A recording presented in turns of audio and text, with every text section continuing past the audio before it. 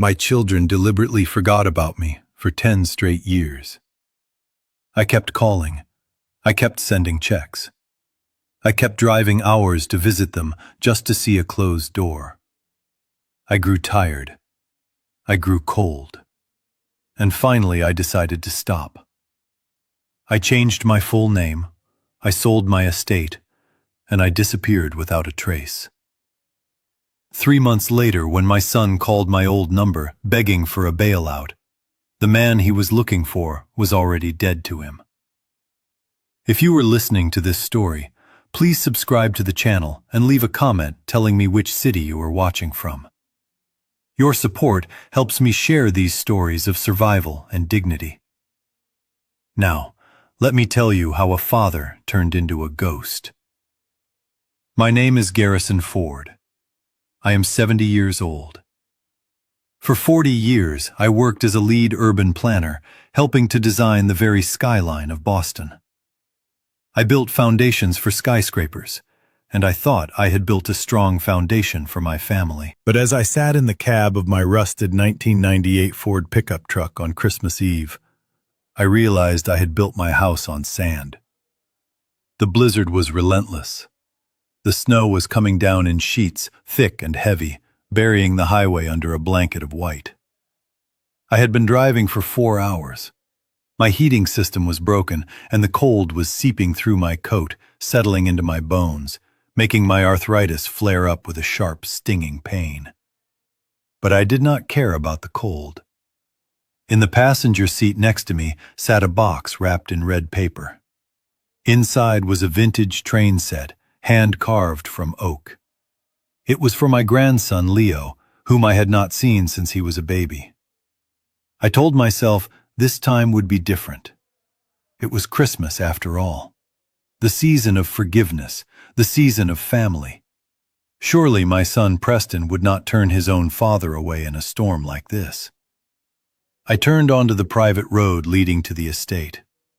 I knew this road well. I should. I paid for it. 10 years ago, I wrote the check for the down payment on this $3 million mansion. I remember Preston hugging me then, telling me I was the best father in the world. That was the last time he hugged me. I pulled up to the massive iron gates. Through the swirling snow, I could see the house in the distance. It was glowing like a beacon. The windows were golden squares of light against the dark night. I could see the silhouette of a 12-foot Christmas tree in the foyer. It looked warm. It looked like heaven. I rolled down my window and the icy wind slapped my face. I pressed the button on the intercom. My hand was trembling, not just from the cold, but from a fear I refused to admit. A voice crackled through the speaker. It was not my son. It was a stranger. "State your name and business." I cleared my throat. "It is Garrison Ford. I am here to see my son Preston and my daughter Tiffany. It is Christmas Eve. I have gifts for the grandchildren." There was a long silence. All I could hear was the wind howling around my truck and the static of the intercom. I waited. My heart was pounding against my ribs like a trapped bird. Then the voice returned, but it was different, harder. "Mr. Ford, I cannot open the gate."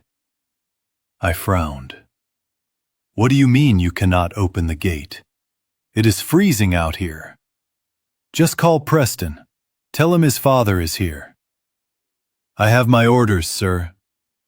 The voice was flat, devoid of emotion. "Mr. Preston gave the security team a list of names for the holiday party tonight.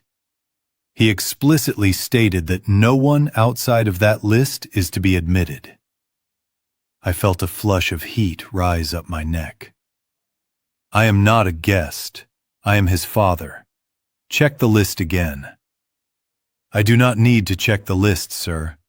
The guard paused, and for a second I thought I heard a hint of pity in his voice, which hurt more than the rejection. "You are on the blacklist, Mr. Ford." The word hung in the cold air.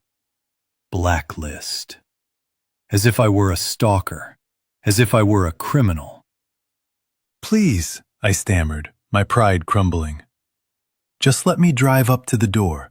I will drop off the presents and leave. I won't even come inside. I just want to give this to Leo." The intercom clicked. I waited. Maybe he was calling Preston. Maybe there was hope. A minute later, the voice came back. This time, it was colder. "Mr. Ford, I just radioed the main house. Mr. Preston says you need to leave. He says if you do not clear the driveway in 5 minutes, he will call the police for trespassing." I gripped the steering wheel so hard my knuckles turned white. Trespassing. On the property I helped pay for. "Why?"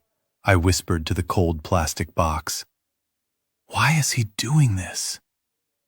The guard sighed. "Look, sir, I should not be telling you this, but Mr. Preston said he does not want you ruining the aesthetic of his party. He told the staff that he said you smell like old people and failure. He said he does not want his investors seeing his father driving a truck like that." The air left my lungs. It wasn't just a rejection. It was an erasure. My son, who I had carried on my shoulders, who I had put through the best universities, was ashamed of me. Not because I was a bad man, but because I was old. Because I was no longer useful. I looked past the gate. Through the large bay window of the dining room, I could see them. I saw Preston holding a glass of wine that probably cost more than my monthly pension. He was laughing, his head thrown back in joy. Beside him was my daughter Tiffany. She was wearing a red silk dress, glittering under the chandelier. She was typing on her phone, probably posting about gratitude and family values to her thousands of followers. They looked so happy, so complete, and they were doing it all without me. Then I saw him, little Leo. He was 7 years old now. He was standing by the window in his pajamas, holding a teddy bear. He looked out into the darkness. I do not know if he could see me. The snow was heavy, and my truck was just a shadow in the night. But for a moment, I felt our eyes meet. I raised my hand. I wanted to wave. I wanted to let him know his grandpa was here. But before I could move, a hand appeared on the child's shoulder. It was my daughter-in-law, Vanessa. She looked out at the gate. She did not wave. She did not smile. She looked at me with a mixture of annoyance and disgust, as if I were a stray dog digging through her trash. She grabbed the heavy velvet curtains and yanked them shut. The golden light vanished. The house became a dark fortress. I sat there for a long time. The snow was piling up on my hood. The engine of my truck sputtered and died. The silence was deafening. I looked at the red-wrapped box on the seat next to me. I thought about the hours I spent carving that train. I thought about the savings I depleted to buy that wine. Something inside me snapped. It wasn't a loud snap. It was quiet. It was the sound of a heavy rope finally fraying and breaking under too much weight. I did not cry. I was too old for tears, and tonight the cold had frozen them before they could fall. I started the engine again. It roared to life, coughing black smoke into the pristine white snow. I put the truck in reverse. I did not look back. As I drove away from the gate down the long, winding road back toward the empty highway, I made a promise to the darkness. They wanted me gone. They wanted me to be invisible. They thought I was just a senile old man who smelled of the past. Fine. I would give them exactly what they wanted. I reached into my glove compartment and pulled out my phone. It was an old model, but it still worked. I dialed a number I had not called in 20 years. It rang once, twice. "Hello?" a voice answered, groggy and confused. "Garrison, is that you? It is midnight." "Hello, Hartman," I said. My voice was steady, steadier than it had been in years. "I need you to prepare the paperwork." "What paperwork?" Hartman asked. "All of it," I said. "Selling the house, liquidating the assets. And Hartman, I need the forms for a legal name change." There was a pause on the other end. "Garrison, are you sure? You are 70 years old. You were talking about erasing your entire identity." I looked in the rearview mirror one last time. The lights of my son's house were just a faint glow in the storm. "I have never been more sure of anything in my life," I said. "Garrison Ford died tonight in the snow outside that gate. Monday morning we start the funeral." The drive from Preston's estate to my current residence took 40 minutes, but it felt like traveling between two different planets. I left a world of manicured lawns and heated driveways and entered a neighborhood where the streetlights flickered and the potholes could swallow a tire whole. I pulled my truck into the parking lot of the darker brick apartment complex on the south side of the city. The building smelled of boiled cabbage and stale cigarette smoke. The elevator had been broken since Thanksgiving, so I took the stairs to the 4th floor. My knees popped with every step, a painful reminder of my age and the cold night. I unlocked the door to apartment 4B. It was a studio apartment. The carpet was worn thin and stained from the previous tenant. The furniture was cheap particle board that I had assembled myself. This was my life for the past 2 years. Or at least, this was the life I allowed my children to see. They believed I was destitute. They believed that when I retired, I had made a series of foolish investments that wiped out my savings. I told them I was living on Social Security and food stamps. It was a lie. A necessary lie. I wanted to know if they would still set a place for me at the table if I had nothing left to offer them but my company. Tonight, at the gate, I got my answer. I took off my heavy coat and hung it on a nail by the door. The apartment was freezing. The radiator hissed and clanked but produced very little heat. I walked to the small kitchenette. My Christmas dinner sat on the counter. It was a cup of instant noodles, beef flavor. I boiled some water in a kettle and poured it into the cup.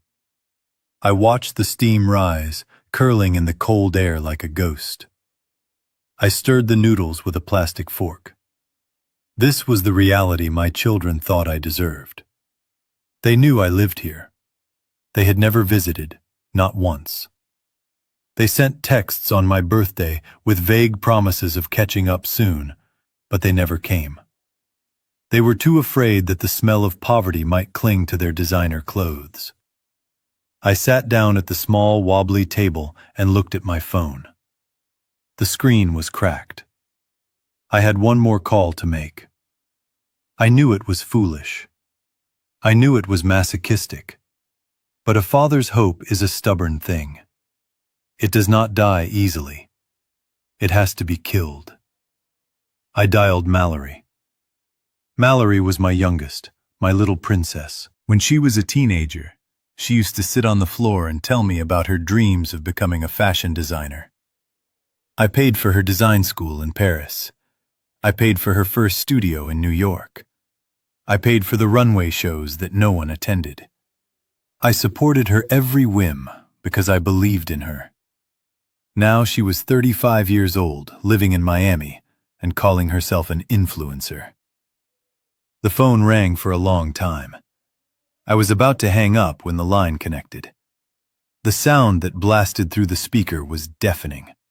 It was the heavy thumping bass of electronic dance music. I could hear people screaming and glasses clinking. "Mallory?" I said, my voice hoarse. It is Dad. I heard a groan on the other end. Hold on, she shouted. Not at me, but at someone near her. Then the noise muffled slightly, as if she had stepped into a bathroom or a hallway. Dad, are you serious right now? She hissed. Do you have any idea what time it is? It is Christmas Eve, Mallory, I said. I just wanted to wish you a Merry Christmas. I tried to see your brother, but he would not let me in. There was a pause, then a scoff. Well, can you blame him, Dad? Preston is trying to build a brand. He cannot have you showing up looking like a hobo. It is embarrassing for all of us. The words cut deep, but I kept my voice steady. I just wanted to hear your voice, honey. How are you? I am busy, Dad, she snapped. I am at a very exclusive club right now. There is a table of venture capitalists from Silicon Valley here. I am currently trying to get the attention of a man who just sold his startup for $50 million. I am hunting, Dad. I need to secure my future, since you decided to blow our inheritance on whatever senile bad decisions you made. I closed my eyes. So that was it. I was not a father. I was a failed investment vehicle. Mallory, I said softly. I just wanted to know if you were happy. Happy? She laughed, a bitter, sharp sound. I will be happy when I find a husband who can pay my bills. Look, you are throwing off my vibe. I need to go back out there before some other girl gets his attention. Do not call me again tonight. You are bad luck. The line went dead. I sat there in the silence of my cold apartment. The steam from my noodles had stopped rising. The soup was cold. I took a bite, but it tasted like ash in my mouth. I pushed the bowl away. I stood up and walked to the bedroom closet. I pushed aside the few cheap shirts hanging there and knelt down on the floor. I used a small screwdriver to pry up a loose floorboard in the corner. Underneath, nestled in the dust, was a heavy steel safe. It was the only expensive thing in this entire apartment. I spun the dial. Left to 20. Right to 10. Left to 5. The heavy door clicked open. Inside, there was no dust. Inside, there was the truth. I reached in and pulled out a thick, leather-bound ledger. I carried it to the table and opened it under the harsh light of the single bulb hanging from the ceiling. The pages were filled with numbers, detailed records of my assets. The $18 million in diversified stocks, the land deeds in Montana, the gold bullion stored in a vault in Zurich. My children thought I was a pauper. They did not know I was one of the silent whales of the market. I flipped to the section marked Mallory. My finger traced the columns of figures. Date, January 10th. Credit card payoff, $15,000. Date, March 4th. Car lease settlement, $8,000. Date, July 2nd. Bailout for failed business venture, $50,000. For the last 3 years, I had been anonymously paying off her debts. Every time she maxed out her cards, buying Chanel bags or taking trips to Dubai, I was the one who cleared the balance. She thought she was lucky. She thought the bank had made a clerical error or that she had a secret admirer. She used to brag on social media about how the universe provided for her. The universe was me. I had spent $450,000 trying to keep her afloat, hoping that one day she would learn responsibility, hoping that if I cleared the path, she would walk toward me. But she didn't walk toward me. She walked over me. I looked at the phone sitting silently on the table. I remembered her voice telling me I was bad luck. I remembered her saying she needed a man to pay her bills. I picked up a red marker from the table. I looked at the header of the page that said, Mallory Ford, beneficiary. My hand did not shake.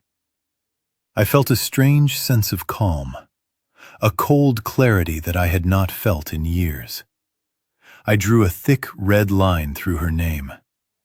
I pressed down so hard the tip of the marker flattened. I crossed it out again and again until the name was nothing but a red smear.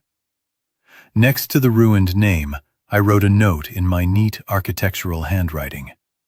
Account closed. Paid in full. I closed the ledger. The sound of the heavy book snapping shut echoed in the empty room like a gunshot. I was done being their safety net. I was done being their doormat. I walked to the window and looked out at the snowy street. A police siren wailed in the distance. Tomorrow I would wake up. I would call my lawyer Hartman, and I would begin the process of dying. Garrison Ford, the poor old man, was about to disappear, and Alexander Thorne was about to be born. I took one last look at the cold noodles. I picked up the bowl and dumped it in the trash. I was hungry, but not for food. I was hungry for justice. The next morning, I didn't just disappear. I orchestrated my exit. I needed one final confirmation, a final stress test to see if there was any structural integrity left in this family. I called my lawyer Hartman and told him the plan. Then I called 911. I told the operator I was having chest pains. I made sure to sound weak. I made sure to sound terrified. By the time the ambulance arrived, I was lying on the floor of my kitchenette next to the empty safe. The paramedics were professional. They loaded me onto the stretcher, and the world tilted sideways. Now I am lying in a hospital bed in the emergency room. The curtain is drawn. The heart monitor is beeping a steady rhythm. Beep, beep, beep. It is the only honest sound in the room. My eyes are closed. My breathing is shallow. To the untrained eye, I look like a man in a coma, a man fading away. But my mind is sharp. My hearing is acute. I am a spy in the house of death. I hear the squeak of rubber soles on the linoleum floor. I hear the rustle of expensive fabric. Then I hear the voices I once loved more than life itself. They are here. But they did not run in. They did not burst through the door asking the nurses where I was. They walked in, leisurely, annoyed. I smell them before I hear them. Preston smells of expensive cologne and stale cigar smoke. Mallory smells of vanilla perfume and vodka. And there is a third scent, sharp, metallic. My daughter-in-law, Vanessa. I keep my eyes shut. I relax my muscles. I am a statue. So what is the damage? Dr. Preston asks. His voice is loud. He is not whispering out of respect for the sick. He is speaking like a customer complaining about a defective product.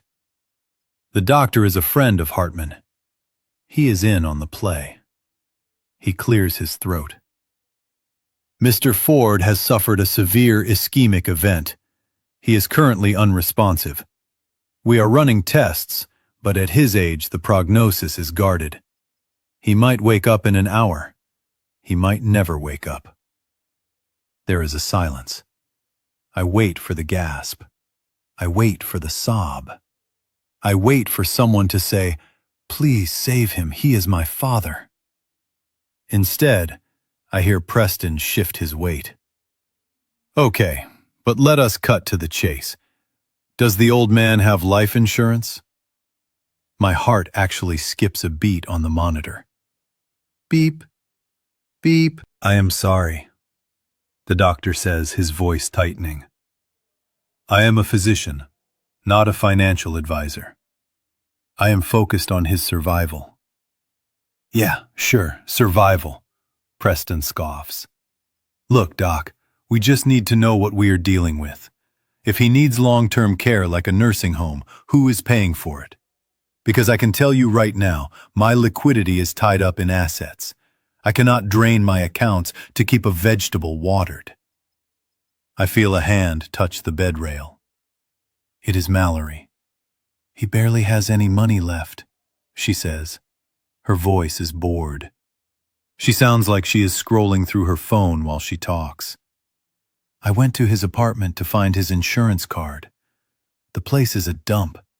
There is nothing there, just cheap furniture and some old clothes. He really blew everything. God, he is such a burden, Vanessa says. Her voice is the coldest of all. We should have put him in a state facility years ago. Now we are stuck with the bill for the cremation. Cremation? I am not even dead yet, and they are already burning me. Wait, Preston says. Did you check the safe? He used to have a safe. It was open, Mallory replies. Empty. Literally dust. He must have sold whatever was in there to pay his rent. I hear a heavy sigh. It is the sound of disappointment, not because I am dying, but because I am dying poor. So he is worthless, Preston mutters. Great. Just great. I drove all the way down here in traffic for a zero return on investment.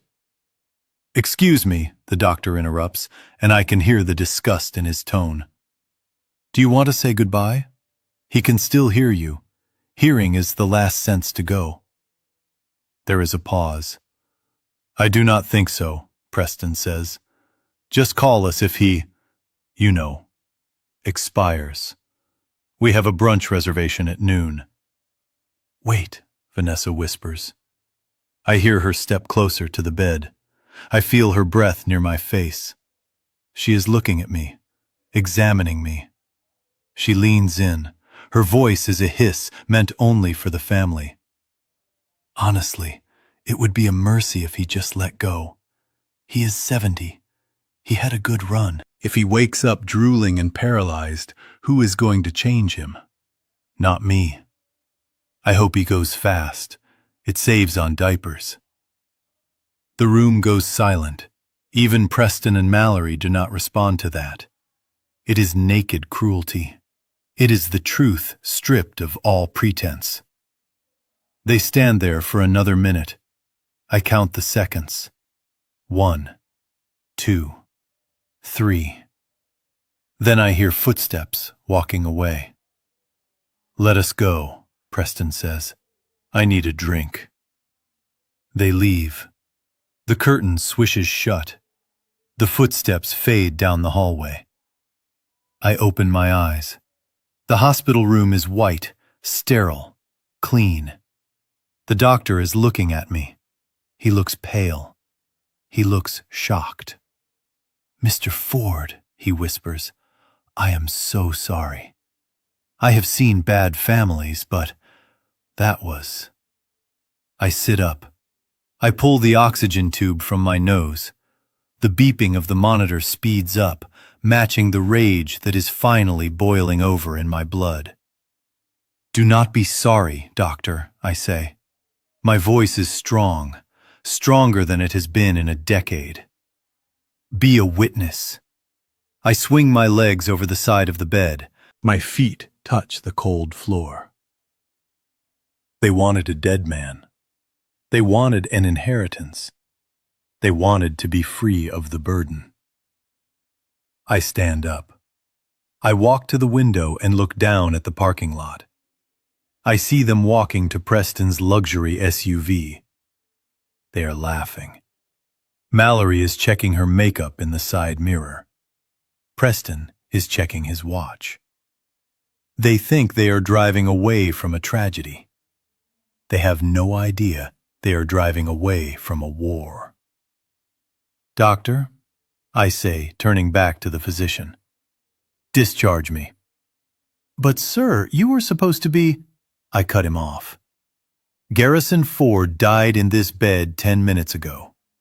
He died when his son asked about insurance before asking about his heart. He died when his daughter called him a burden. He died when his daughter-in-law worried about the cost of diapers. I grab my coat from the chair. I am Alexander Thorne now.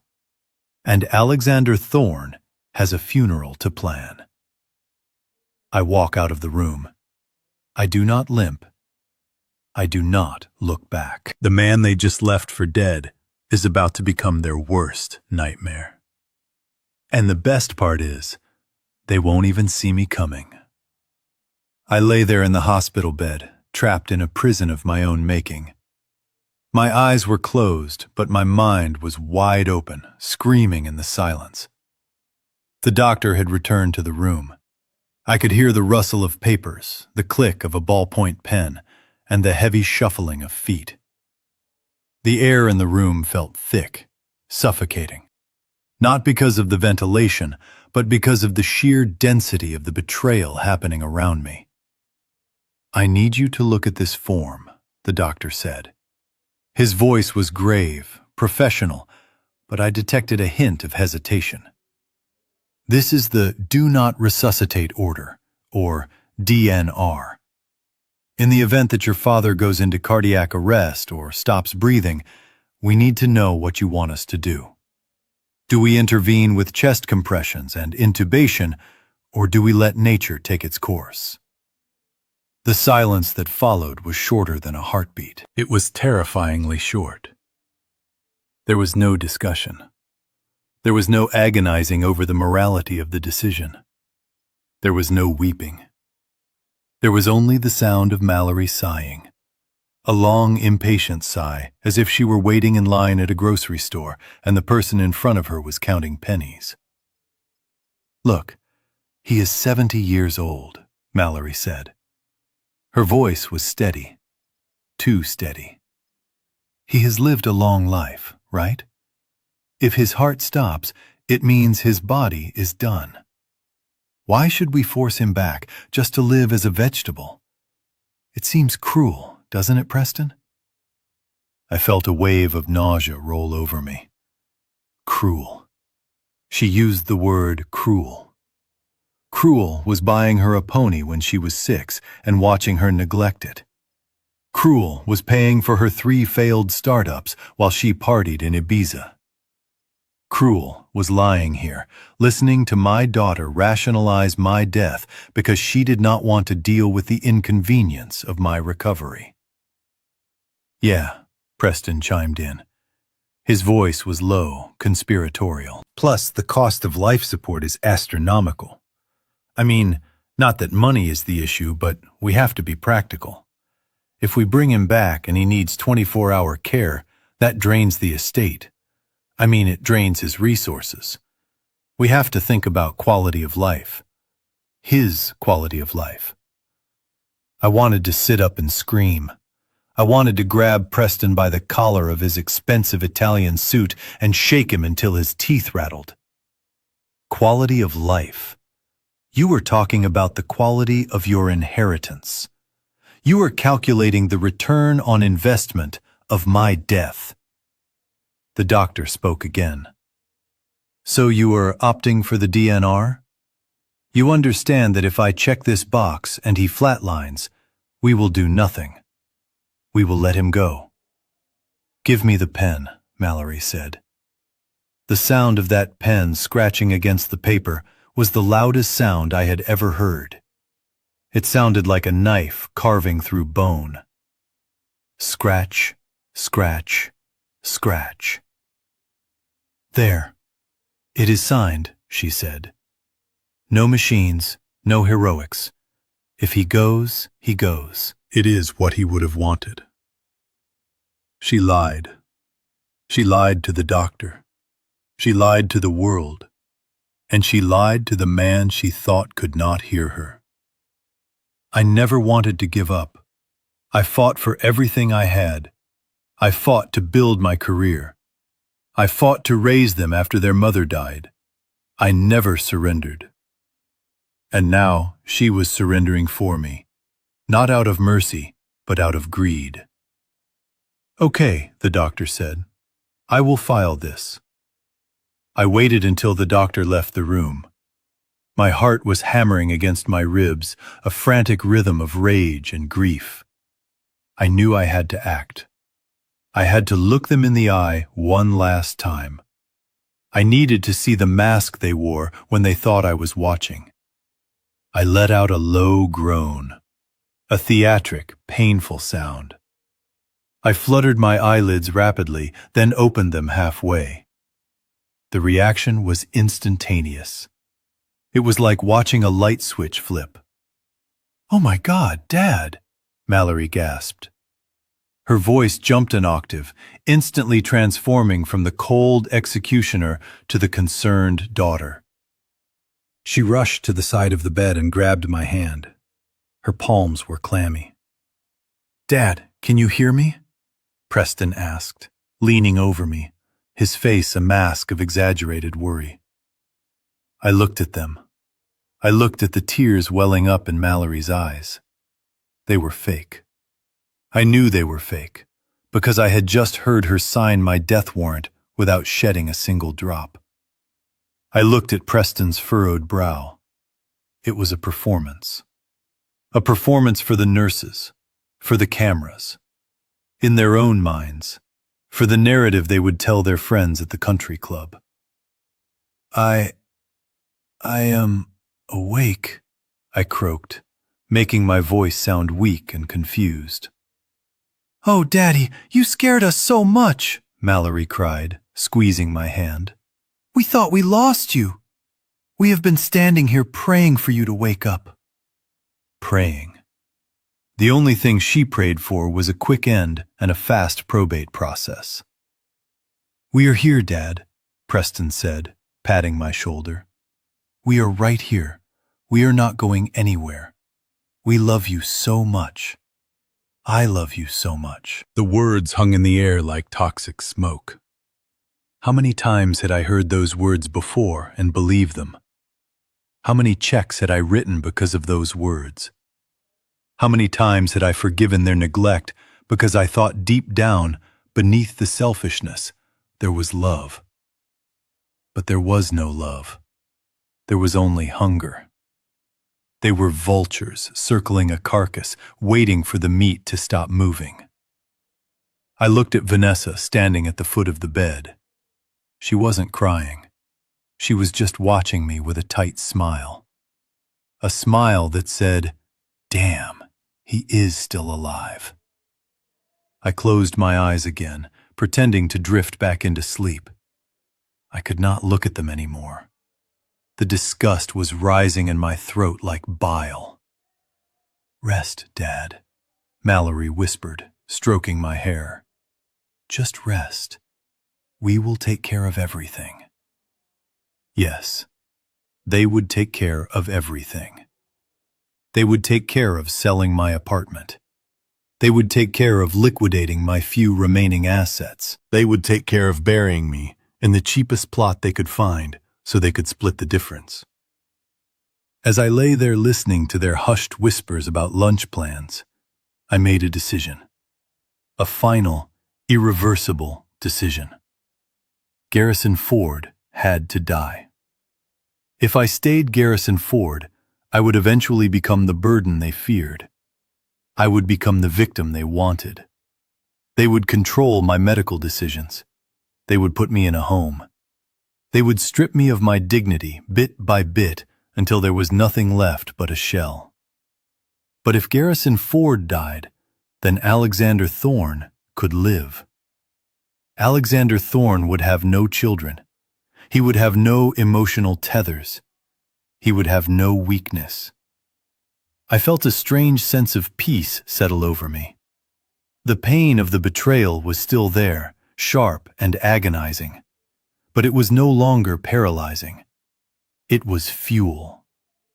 I waited until they left. They did not stay long. 10 minutes of fake concern, and then they were gone, claiming they needed to go get coffee. But I knew they were going to get mimosas. When the room was empty, I sat up. I did not call the nurse. I did not call the doctor. I reached for the phone on the bedside table and dialed Hartman.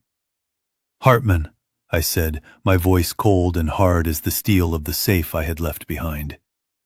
"Garrison, how are you feeling?" Hartman asked. Better, I said. Much better. The test is over, Hartman. They failed. They failed spectacularly. Mallory signed a DNR order while I was lying right there. There was a silence on the line. Then Hartman sighed, a heavy, sorrowful sound. I am sorry, my friend. I truly hoped you were wrong. So did I, Hartman. So did I. But now I am right. And because I am right, they are going to be wrong for the rest of their lives. Proceed with the plan. Release the obituary tomorrow. Make it convincing. A massive heart attack in my sleep. No funeral. Direct cremation. Scattering of ashes at sea. Are you sure? Hartman asked. Once we do this, there is no going back. You cannot ever be their father again. I looked at the empty chair where Mallory had sat. I looked at the spot where she had signed the paper that said my life was not worth saving. I have no children, I said. My children died 10 years ago. These people are strangers, and strangers do not get to mourn me. I hung up the phone. I stood up and walked to the mirror in the bathroom. I looked at my reflection. I saw the lines on my face. I saw the gray in my hair. I saw the sadness in my eyes. I washed my face with cold water.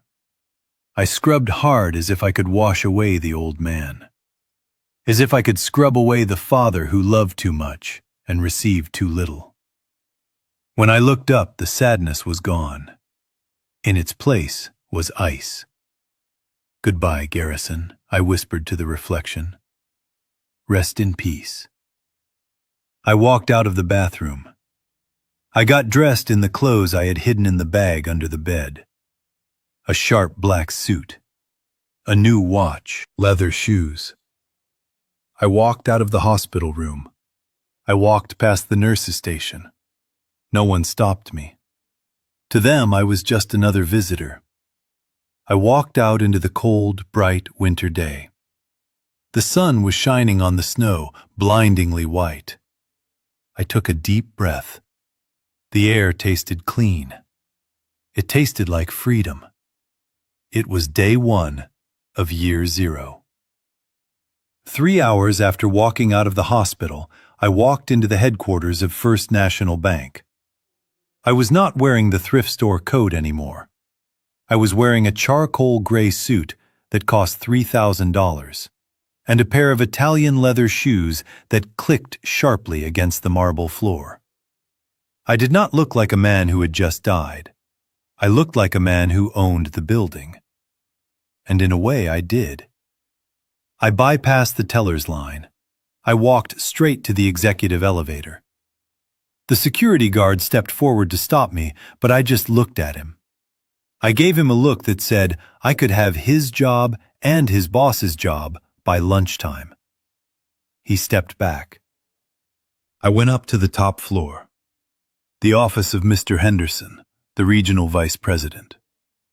When his secretary saw me, her jaw dropped. She knew who I was.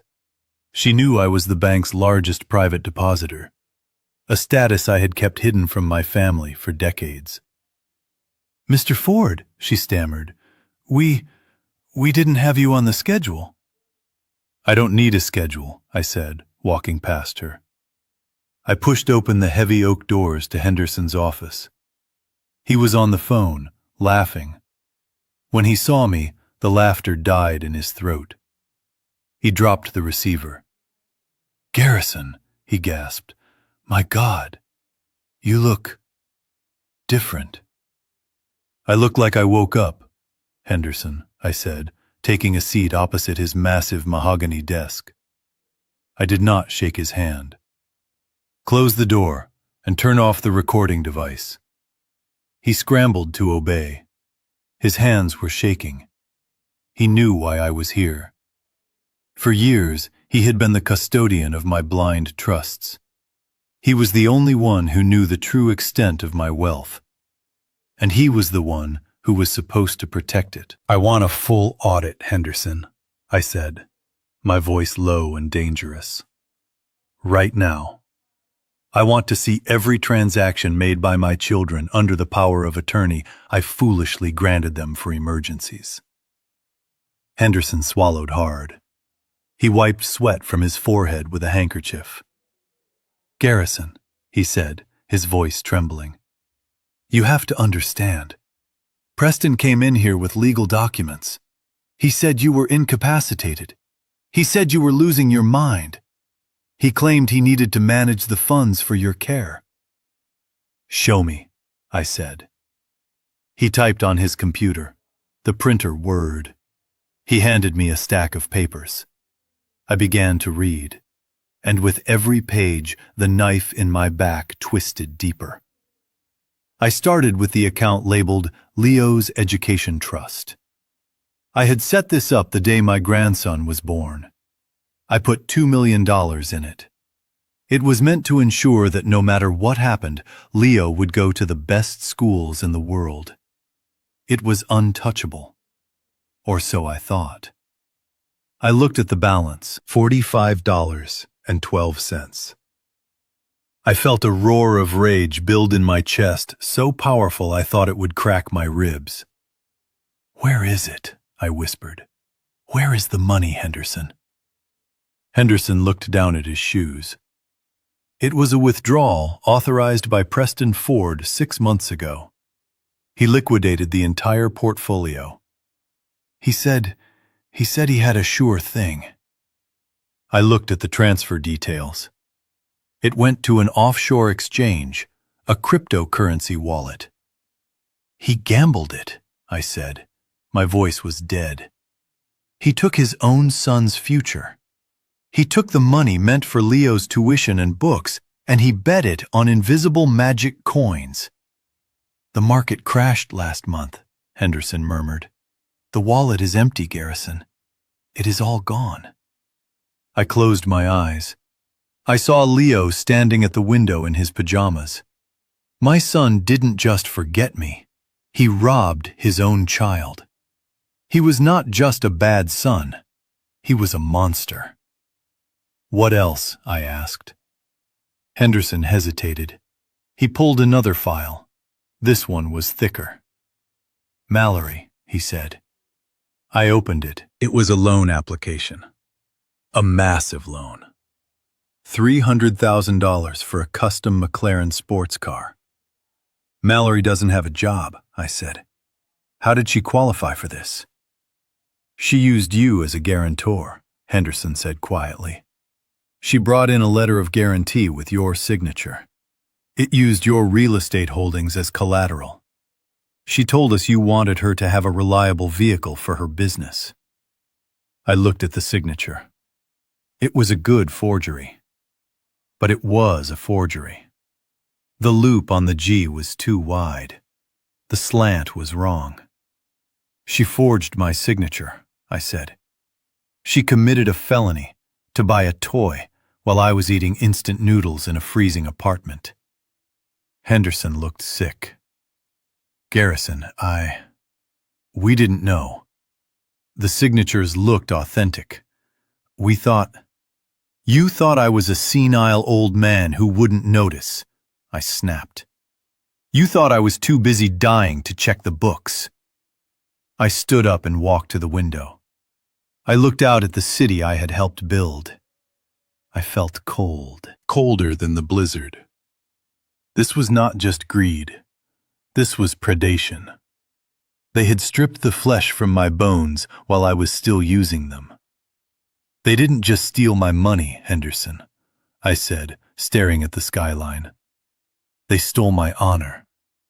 They stole my grandson's future. And you let them. I am so sorry, Garrison Henderson pleaded. We can call the police. We can file fraud charges right now. We can have them arrested by dinner time. I turned around. My face was stone. No, I said. No police. Not yet. Henderson looked confused. But why? Because prison is too good for them, I said. Prison gives them 3 meals a day. Prison gives them a roof over their heads. I want something worse. I want them to feel what I felt. I want them to feel the cold. I want them to feel the fear of having nothing. I walked back to the desk and placed my hands flat on the polished wood. Here is what we are going to do, Henderson. You are going to prepare the foreclosure papers on Preston's house, the house I paid for, the house that is technically owned by the trust he just looted. And Mallory, I asked. Call the loan, I said. Repossess the car. And since she used my name as collateral, freeze her personal accounts to cover the interest. But Garrison Henderson stammered. If we do that without warning, Preston's company is leveraged against his house. If we foreclose, he goes bankrupt immediately. Mallory will be on the street. It will destroy them. Good, I said. I leaned in closer. Do not send them a warning letter. Do not call them. I want the tow truck to show up while she is at the club. I want the eviction notice to be taped to his door while he is hosting a dinner party. I want the shock to be absolute. Can you do that, Henderson? Or do I need to move my $18 million to another bank across the street? Henderson gulped. He nodded rapidly. I will draw up the papers immediately. It will be done by morning. I straightened my jacket.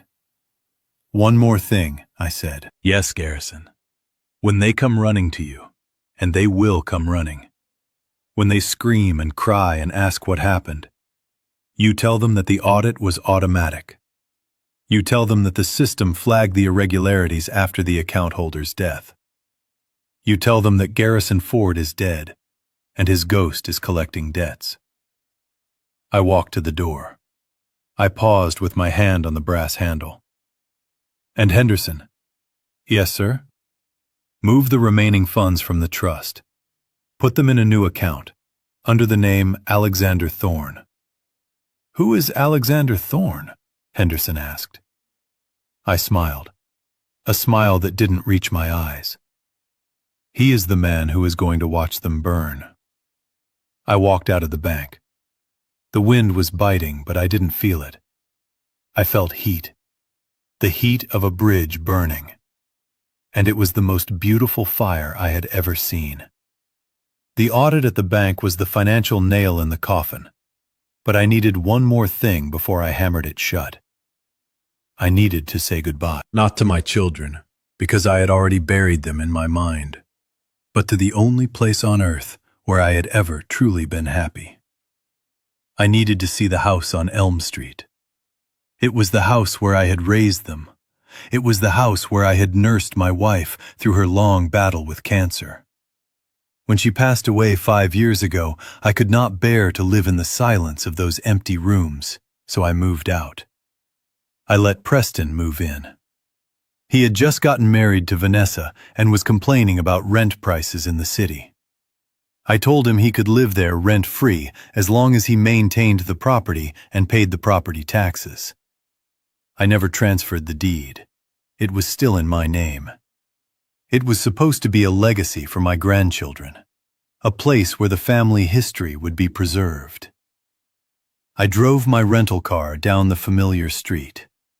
The neighborhood was quiet and dignified, with old oak trees lining the sidewalks and snow shoveled neatly against the curbs. But as I approached number 42, my heart sank like a stone in deep water. The house did not look like the home I remembered. It looked like a wound. The shutters, which I had painted a soft slate blue, were hanging crookedly from their hinges. One was missing entirely, leaving a gap like a missing tooth. The gutter on the second floor had detached and was dangling precariously, banging against the siding in the winter wind. I pulled into the driveway. There was oil everywhere. Thick black puddles of motor oil stained the pristine concrete where I used to teach Preston how to ride his bicycle. I stepped out of the car and the smell hit me. It was the smell of rot. The trash cans were overflowing. Bags of garbage had been torn open by raccoons or stray dogs, scattering fast food wrappers and empty liquor bottles across the lawn. I walked toward the backyard. My hands were trembling, and it was not from the cold. The backyard was my wife's sanctuary. She was a master gardener. She had spent 30 years cultivating a rose garden that was the envy of the entire county. She had rare species of roses that she treated like her own children. When she was too sick to walk, I used to carry her out here in my arms so she could smell the blooms. I rounded the corner of the house and I stopped dead in my tracks. The garden was gone. It wasn't just neglected, it was obliterated. In the middle of where the prize-winning tea roses used to be, there was a massive muddy pit. It looked like someone had tried to dig a swimming pool and then abandoned the project halfway through. The earth was scarred and barren. Piles of construction debris were dumped on top of the few remaining bushes. Old drywall, rusted pipes, and broken tiles were heaped on the very soil where my wife's ashes were scattered. I walked closer, my boots sinking into the freezing mud. I saw a red Solo cup half buried in the dirt. I saw a charred circle of grass where they had built a bonfire. They had burned wood on top of her garden. I felt a scream rising in my throat, but I swallowed it down. It tasted like blood. I turned away, unable to look at the desecration any longer. I walked toward the detached garage. This was where I kept my tools. This was where I kept the things that did not fit in the apartment, but were too precious to throw away. The side door of the garage was unlocked. I pushed it open. The air inside was stale and smelled of mildew and wet dog. The garage was filled with junk, broken furniture, boxes of old electronics, unauthorized storage for Preston's failed business ventures. But that was not what broke me. In the corner near the workbench, I saw a pile of canvas. I froze. My wife was an artist. She wasn't professional, but she painted with a passion that lit up the room. Her paintings were her voice. Landscapes of the places we traveled. Portraits of the children when they were small. When I moved out, I had carefully wrapped them in bubble wrap and stored them on the high shelves, safe from moisture and dust. Now they were on the floor. I walked over to the pile, my legs feeling heavy and numb. The bubble wrap had been ripped off. The canvases were tossed haphazardly like garbage. I picked up the first one. It was a painting of Mallory when she was 5 years old, holding a sunflower. There was a hole punched through the center of the canvas. It looked like someone had thrown a dart at it. I picked up the next one. A landscape of the lake cabin we rented for our 25th anniversary. The corner was chewed off. The wood frame was splintered. There were teeth marks deep in the stretcher bars. Preston's dog. He had let his dog use my wife's soul as a chew toy. I fell to my knees on the cold concrete. I desperately shuffled through the rest of the paintings. Maybe one was safe. Maybe one was respected. Every single one was ruined, stained with water, torn, stepped on. I saw a footprint, a muddy boot print, right across the face of the portrait she painted of me. They didn't just not care. This was active contempt. You do not treat things this way by accident. You do this because you do not respect the person who created them. You do this because the past means nothing to you compared to the convenience of the present. I sat there on the floor of the garage, holding the ruined painting of the sunflower to my chest. I thought about the nights my wife spent painting these. I thought about how she told me that when she was gone, these paintings would watch over the children. She was wrong. The children did not want to be watched over. They wanted to be left alone, to rot in their own selfishness. I wiped a single tear from my cheek. It was the last tear I would ever shed for them. The sadness evaporated. In its place came a cold, hard clarity. It was the clarity of a surgeon who realizes the limb is gangrenous and must be amputated to save the body. I stood up. I placed the painting gently on the workbench. I would send movers to retrieve these scraps later. I would have them restored. I would honor her memory. But this house, this structure, it was no longer a home. It was a crime scene. I took out my phone. I dialed the number for Hartman. He answered on the first ring. "Garrison, are you all right?" "No, Hartman," I said, my voice flat. "I am not all right. But I am clear." "Where are you?" Hartman asked. "I am at the house on Elm Street," I said, looking around the garage one last time. "Did you see it?" Hartman asked gently. "I saw it all," I said. "I saw the garden. I saw the paintings. Hartman, they fed Eleanor's art to the dogs." There was a long silence on the line. I could hear Hartman breathing heavily. He knew what those paintings meant to me. "My God, Garrison, that is monstrous." "It is done," I said. "I am activating Plan B." "Are you sure?" Hartman asked. "Plan B is the nuclear option. It is scorched earth, Garrison. If we do this, there is no recovery for them. They will be on the street in 48 hours. I looked at the muddy boot print on my face in the painting. "They have been living on my charity for 10 years while spitting in my face," I said. "They destroyed the only beautiful things I had left. I want you to file the eviction notice immediately, not as a foreclosure, as a trespassing order." "Trespassing?" Hartman asked. "Yes.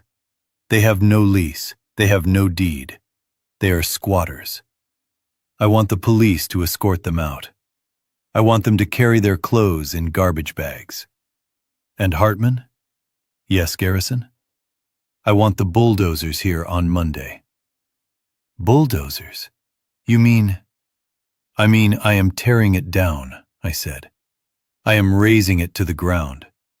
I am selling the lot to the city to build a public park. A park named after Eleanor Ford. Preston will lose his home. He will have nowhere to go." "He can go to hell," I said. "Or he can go to his sister. Oh, wait, she is losing her apartment too, isn't she?" "Yes," Hartman said. "The eviction team is already en route to Mallory's place." "Good," I said. "Then they can share a cardboard box." I walked out of the garage. I walked past the ruined garden. I did not look back. I got into my car and started the engine. The house stared back at me with its broken shutters and peeling paint. It looked like a dying beast begging to be put out of its misery. "Do not worry," I whispered to the house. "Monday, it all ends." I drove away. The sun was setting, casting long shadows across the snow. The darkness was coming. But for the first time in a long time, I wasn't afraid of the dark. I was the one bringing it. The week following my visit to the house was a blur of bureaucratic surgical strikes. I did not sleep. I operated on adrenaline and cold brew coffee. I sat in Hartman's private conference room, surrounded by stacks of legal documents that would systematically dismantle the existence of Garrison Ford.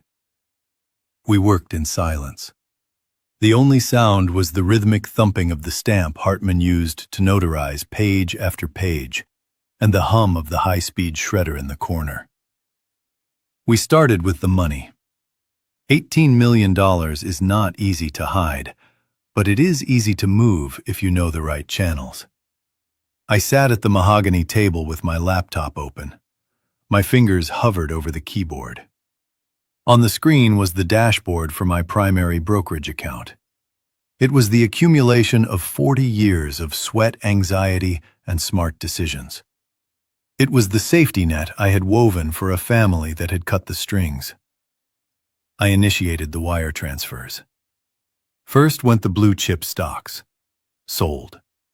Then the municipal bonds. Liquidated. Then the emergency cash reserves. Transferred. I watched the numbers drain from the accounts labeled Garrison Ford. It was like watching blood drain from a body. 10 million. 5 million. 1 million. 0. I moved the funds through a shell company in Delaware, then bounced them to an account in Zurich, and finally settled them into a blind trust in the Cayman Islands. The beneficiary of the trust was a corporation named Helios Holdings. The sole signatory for Helios Holdings was a man who did not technically exist yet, Alexander Thorne. Hartman looked at me over his glasses. "That is it," he said softly. "The accounts are empty. If they try to check your balance now, they will find dust." "Good," I said, closing the laptop. "Let them inherit the dust." But the money was the easy part. Money is just paper and numbers. The hard part was the memories. I returned to my small apartment one last time. I had one final task to complete before I could leave this purgatory. I pulled a large metal trash can into the center of the living room. I went to the closet and dragged out the plastic storage bin I had been guarding for years. This bin contained the artifacts of my fatherhood. I opened the lid. The smell of old paper and nostalgia wafted up, hitting me in the chest like a physical blow. I reached in and pulled out a framed photograph. It was Preston's high school graduation. He was smiling, his arm around my shoulder. I looked at my own face in the photo. I looked so proud. I looked so naive. I thought I was raising a man of character. I didn't know I was raising a parasite. I looked at the glass. It was dusty. I smashed the frame against the edge of the metal can. The glass shattered. I pulled the photo out and stared at it for 1 second longer. Then I ripped it in half. The sound of the photo tearing was sharp and final. I threw the pieces into the can. Next was Mallory's ballet trophy. She was 8 years old. I remembered driving her to practice 3 times a week, sitting in the car grading papers while she danced. I remembered the blisters on her feet that I used to bandage. I dropped the trophy into the can. It landed with a hollow clang. Then came the handmade Father's Day cards, scribbles in crayon. "I love you, Daddy. Best dad ever." Lies, all of them. Or maybe they weren't lies then. Maybe the children who wrote them were real, but those children were dead. They had been murdered by the adults they grew up to become. I struck a match. The flame wavered in the drafty room. I dropped the match into the can. The dry paper caught instantly. The flames licked up, curling the edges of the photographs, turning the smiling faces into black ash. I stood there, watching the fire. The heat was intense against my face, but I didn't step back. I needed to feel the heat. I needed to burn the bridge so completely that I could never be tempted to cross it again. I watched a photo of our last family vacation to Disney World turn to smoke. I watched Preston's face bubble and melt. I watched Mallory's smile disappear into the soot. I felt tears prick my eyes, but I let the smoke take the blame. I wasn't crying for them. I was crying for the man I used to be. I was mourning Garrison Ford. He was a good man. He was a kind father. And he deserved better than this end. When the fire died down to glowing embers, I poured water into the can. The hissing sound was the death rattle of my past. I grabbed my suitcase. It was packed with only new clothes, new suits, new shirts, no old cardigans, no sensible shoes. I walked out of the apartment. I left the key on the counter. I left the ashes in the can.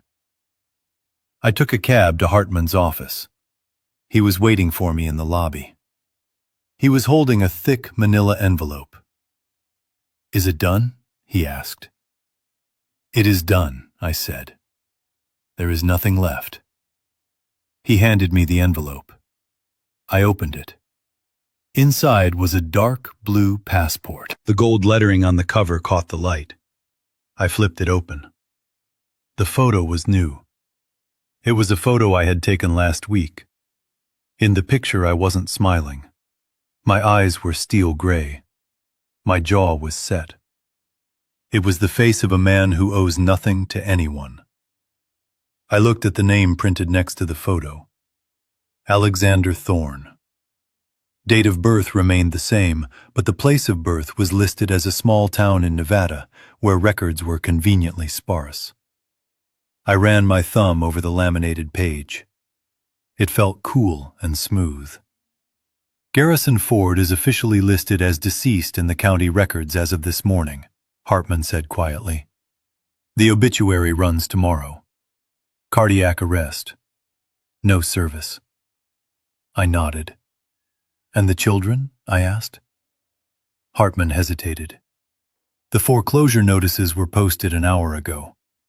The repo men are currently hooking up Mallory's car. They are panicked. Preston has called my office 12 times. He is screaming. He is threatening to sue." "Let him scream," I said, tucking the passport into my inside pocket. "He is screaming at a ghost." I shook Hartman's hand. "Thank you," I said. "You are the only family I have left." Hartman squeezed my hand. "Good luck, Alexander. Do not look back." I walked out of the office building and stepped onto the busy sidewalk. The city was moving fast. People were rushing to lunch, rushing to meetings, rushing home to their families. I stood there for a moment, letting the crowd flow around me. I was invisible. Garrison Ford, the forgotten father, the open wallet, the burden was gone. I hailed a taxi. "To the airport," I said. The driver looked at me in the rearview mirror. "Where are you flying to, sir?" I looked out the window at the skyline I had helped build. "Denver," I said. "One way." I settled back into the seat. I closed my eyes. For the first time in 10 years, I didn't check my phone to see if my children had called. I didn't wonder if they needed money. I didn't worry about their approval. I was free. And as the taxi merged onto the highway, taking me away from the wreckage of my old life, I felt something I hadn't felt in a long time. I felt dangerous. The air in Charleston tasted different than the air in Boston. It tasted of salt and jasmine and slow-roasted coffee. It did not taste of exhaust fumes or desperation or the metallic tang of betrayal. I had been Alexander Thorne for 3 months now. 3 months of waking up without a knot of anxiety in my stomach. 3 months of not checking my phone to see what crisis my children had manufactured. 3 months of silence. And in that silence, I had finally found the music of my own life again. I sat on the end of a wooden pier stretching out into the Cooper River. The sun was setting, painting the sky in violent strokes of purple and orange. I had a fishing line in the water. I did not care if I caught anything. The fishing was just an excuse to sit still and watch the tide roll in. In Boston, sitting still was a sign of weakness. If you were not moving, you were dying. Here, sitting still was an art form. Next to me sat a man named Elias. Elias was a retired mechanic, with grease permanently stained into his fingernails and a laugh that sounded like a rusty engine starting up. He handed me a cold beer from a cooler that had seen better days. It was a cheap domestic beer, the kind Preston would not use to wash his car. I took it and drank it gratefully. "You are quiet today, Alex," Elias said, watching his bobber dance on the waves. "You thinking about the one that got away?" I smiled. I was thinking about the ones I got away from. "I am just enjoying the view, Elias," I said. "It is a good evening to be alive." Elias nodded. He did not know I was a multimillionaire. He did not know I had owned skyscrapers.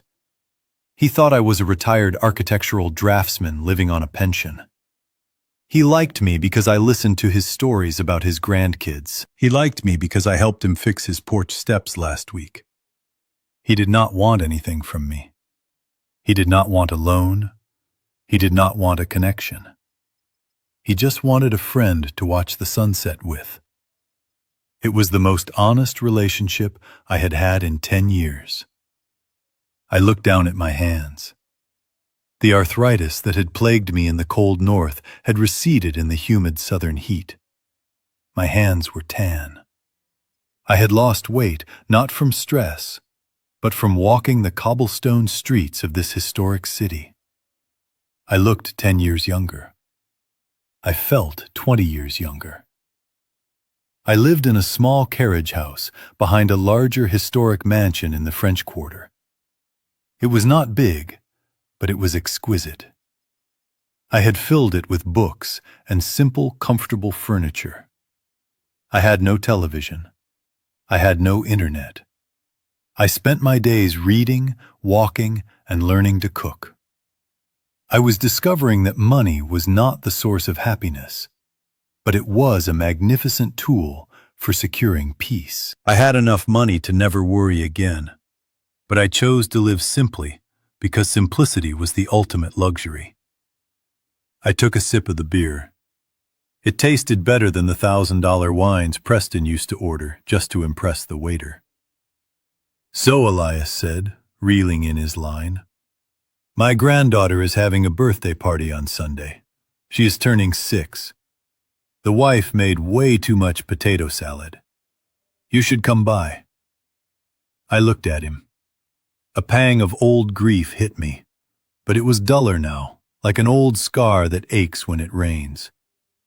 I thought of Leo, my grandson. I wondered if he missed me. I wondered if they told him I was dead. "I would love to, Elias," I said. "Thank you for the invite." "You are good people, Alex," Elias said, clapping me on the shoulder. "You are a good man. A good man." My children called me a burden. They called me a stubborn old fool. They called me an ATM. But this mechanic who owed me nothing called me a good man. I said goodbye to Elias as the street lights flickered on. I walked home along the Battery, the ocean breeze ruffling the linen shirt I wore. I walked with a cane, not because I needed it, but because it made me look distinguished. It was part of the costume, part of the armor of Alexander Thorne. I reached my carriage house. I unlocked the door and stepped into the cool, quiet interior. I poured myself a glass of red wine, a heavy Cabernet that I allowed myself in the evenings. I sat in the leather armchair by the window and looked out at the garden. It was full of magnolias and ferns. It was wild and beautiful, unlike the manicured geometric prison of my old estate. I took a deep breath. This was it. This was the rest of my life. Peace, solitude, dignity. And then, on the small side table, the burner phone buzzed. It was a stark, ugly sound in the quiet room. It vibrated against the wood like an angry hornet. I stared at it. Only one person had this number. Hartman. And Hartman only called for one reason. I picked up the phone. My hand was steady. My heart rate did not spike. I was ready. "Hello, Hartman," I said. Alexander Hartman's voice was tight. He sounded breathless, as if he had been running. "It has started." I took a slow sip of wine. The liquid was dark and rich on my tongue. "Tell me," I said. "They tried to use the black card," Hartman said, "about an hour ago. Preston tried to pay for the catering for your memorial service." I almost laughed. Of course. They were holding a memorial service for me, and they wanted my estate to pay for the shrimp cocktails in the open bar. They wanted to mourn me on my own dime. And I asked. "Declined," Hartman said. "The merchant got a code. Stolen card. Retain and contact issuer." I leaned back in the chair. I could imagine the scene. The waiter politely taking the card back, Preston's face turning red, the whispers of the guests. And then Hartman continued. "Then they tried the joint account, the one you used for household expenses. Declined. Insufficient funds." "Excellent," I whispered. "They are at the bank now, Alexander. They are at the main branch in Boston. They are screaming at the manager. They are demanding to see the trust documents. They are saying there must be a mistake. They are saying you were a billionaire and the money cannot just vanish." "It didn't vanish," I said, looking at the reflection of the moon in my wine glass. "It just moved to a better neighborhood." Hartman cleared his throat. "There is more. The foreclosure notice was served to Preston this morning, and the repo team took Mallory's car from the valet stand at her gym." "So they are cornered," I said. "They are panic-stricken," Hartman corrected. "They are realizing that the well is dry. And Alexander, they are starting to turn on each other. Preston is blaming Mallory for spending too much. Mallory is blaming Preston for losing the crypto money. It is getting ugly." "It was always ugly, Hartman," I said. "Now it is just out in the open." "What do you want me to do?" Hartman asked. "They are demanding to speak to the executor of the estate. They want to know who is in charge now that you are gone." I stood up and walked to the window. I looked out at the Charleston night. The air was heavy with the scent of rain coming. A storm was brewing off the coast. But the real storm was happening 1,000 miles north. "Tell them," I said, "tell them the executor is a third-party administrator. Tell them his name is Mr. Thorne." "You want to talk to them?" Hartman asked, surprised. "Not yet," I said. "Let them sweat. Let them spend a few nights wondering how they are going to pay the light bill. Let them feel the weight of the world without my shoulders holding it up." I swirled the wine in the glass. "Tell them Mr. Thorne will be in touch when the audit is complete. Tell them there are significant irregularities in their spending that need to be investigated before any inheritance is released." "You are going to investigate them for stealing from the trust?" Hartman asked. "I'm going to let them think they are under investigation," I said. "Fear is a powerful teacher, Hartman. They never respected my love. Maybe they will respect my law." "I understand," Hartman said. "I will relay the message. Enjoy your evening, Alexander." I hung up the phone. I stood there in the silence. The peace of the evening was broken, but I did not mind. I felt a surge of energy. For 10 years I had been the prey. I had been the victim. I had been the foolish old man. Now I was the hunter. I finished my wine. I washed the glass and set it on the drying rack. I turned off the lamp. I went to bed and for the first time in my life, I slept with a smile on my face. The vultures had come to pick at the bones and found that the carcass was made of iron.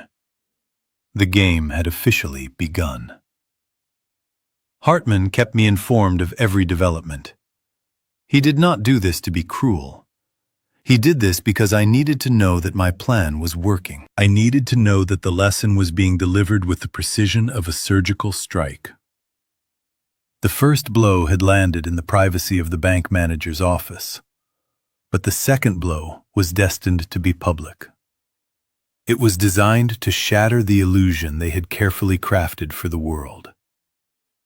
3 days after I arrived in Charleston, Preston attended the Sapphire Gala. It was the premier charity event of the season in Boston, held in the grand ballroom of the Ritz-Carlton. Tickets cost $5,000 a plate. Preston did not care about the cause, which I believe was raising money for inner-city libraries. He cared about the networking. He cared about being seen. He was there to court 3 potential investors for his failing tech startup. He needed to project strength. He needed to look like the heir to the Ford empire. According to the report Hartman received from a contact at the event, Preston was in rare form.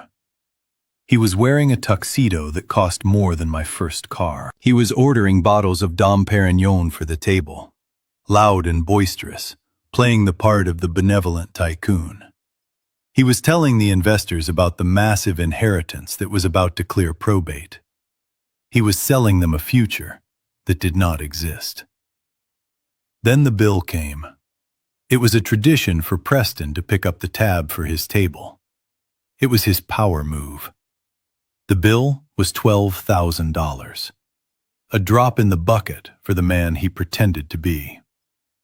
He pulled out his black titanium credit card, the card I had paid off for him every month for 10 years. He handed it to the waiter with a dismissive wave of his hand, not even looking at the total.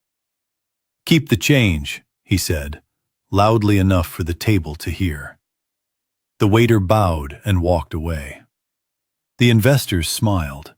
They were impressed. They were ready to sign the checks. 10 minutes passed. The waiter returned. He was not smiling. He was not bowing. He walked up to Preston and leaned in, whispering discreetly, "Sir, there seems to be a problem with the card." Preston laughed, a loud, nervous laugh. "That is impossible. It is a titanium card. It has no limit. Run it again." "We ran it 3 times, sir," the waiter said, his voice remaining polite but firm. "The machine is returning a specific code. Pick up and hold." The table went silent. The clinking of silverware stopped. The investors exchanged glances. Preston's face turned a deep shade of crimson. "There must be a mistake. My father passed away recently. The bank probably froze the accounts for security. It is a clerical error. Here." He pulled out another card, his platinum business card. "Try this one," he snapped. The waiter took it. He walked to the terminal at the side of the room. The entire table watched him. Preston took a sip of water, but his hand was shaking. The waiter came back. He was holding the card with 2 fingers as if it were contaminated. "Declined, sir. Insufficient funds." The silence in the ballroom was deafening. It wasn't just the money. It was the exposure. The curtain had been pulled back, and the Wizard of Oz was revealed to be a broke, desperate man in a rented tuxedo. One of the investors, a man named Sterling, who I had known for years, stood up. He placed his napkin on the table. "Preston," he said, his voice cold, "if you cannot manage a dinner bill, I do not think you can manage my $4 million investment." Sterling walked away. The other 2 followed him. Preston sat there alone at the table, surrounded by half-empty champagne bottles. The waiter was still standing there, waiting for payment. "Do you have another form of payment, sir?" the waiter asked. Preston had to call his wife, Vanessa, to bring cash from their home safe. He had to wait in the lobby for 40 minutes while the staff watched him. He was not a king anymore. He was a pauper in a palace. While Preston was melting down in the ballroom, Mallory was facing her own reckoning on Newbury Street. She had gone shopping to make herself feel better. That was her therapy. Retail therapy. She had parked her bright yellow McLaren in the valet zone in front of a high-end boutique. She spent 2 hours inside, trying on dresses she couldn't afford, telling the sales clerks to put them on hold. When she walked out, carrying her oversized sunglasses and her sense of entitlement, she saw a crowd gathering. Mallory loved crowds. She thought they were fans. She thought they recognized her from her Instagram. She adjusted her hair and put on a smile, ready for the paparazzi. But they weren't looking at her. They were looking at her car. A massive flatbed tow truck was backed up to the curb. A man in grease-stained coveralls was hooking chains to the axle of the McLaren. "Hey!" Mallory screamed. She ran forward in her high heels, nearly tripping on the sidewalk. "Hey, what are you doing? Get away from my car!" The tow truck driver didn't even look up. He kept cranking the winch. "Bank order, lady," he grunted. "Repossession." "Repossession?" Mallory shrieked, her voice cracked. "That is impossible. That car is a gift. My father paid for it." The driver stood up and wiped his hands on a rag. He looked at her with tired eyes. "Look, lady, I got a work order here. Says the loan is in default. Says the guarantor withdrew the collateral. I just drive the truck." People were filming. Of course they were filming. The very audience Mallory cultivated was now recording her downfall. She tried to grab the door handle of the car, but the driver blocked her. "You cannot take this," she cried, tears of rage streaming down her face. "Do you know who I am?" "Yeah," the driver said, climbing into his cab. "You were the lady who didn't pay her bills." He pulled the lever. The hydraulic bed groaned. The yellow sports car, the symbol of her status, the vehicle she used to look down on the world, was hoisted into the air like a dead insect. Mallory stood on the curb alone. She pulled out her phone. She did what she always did when the world stopped obeying her commands. She called Daddy. She dialed my number. I sat in my garden in Charleston and watched the notification light on my burner phone blink. I did not answer. I had already disconnected the line, but I had set up a special message just for them. She heard the ringing. Once, twice, then the click. "We are sorry," the voice on the recording said. It was a computerized voice, cold and impersonal. "The number you have reached is no longer in service. The subscriber has disconnected all lines. Goodbye." She stared at the phone. She dialed again. And again. Preston called 5 minutes later. He had just been kicked out of the Ritz. They stood on opposite sides of the city, united by the sudden, terrifying realization that the safety net was gone. The silence on the other end of the line was louder than any scream. That night, they met at Preston's house. The mood was not sorrowful. It was frantic. They did not light a candle for me. They lit a fire under themselves. They sat at the kitchen table amidst the clutter of takeout boxes and unpaid bills. "He is doing this on purpose," Preston raged, pacing the floor. "He is dead, and he is still ruining my life. How can the accounts be closed? How can the number be disconnected?" "Maybe he had a secret will," Mallory said, her eyes red from crying. "Maybe he left it all to a charity." "We would know," Preston snapped. "Hartman would have told us. There is something wrong." The bank manager said the money was moved. Moved, Mallory. Not spent. Moved. They looked at each other. The greed in their eyes overcame the fear. If it was moved, it has to be somewhere, Mallory whispered. We need to find it, Preston said. We need to find where the old man hid the gold. He pulled out his laptop. He searched for private investigators. He didn't look for someone who specialized in missing persons. He didn't look for someone who could find a lost father. He looked for a forensic accountant. He looked for a bloodhound who could track assets.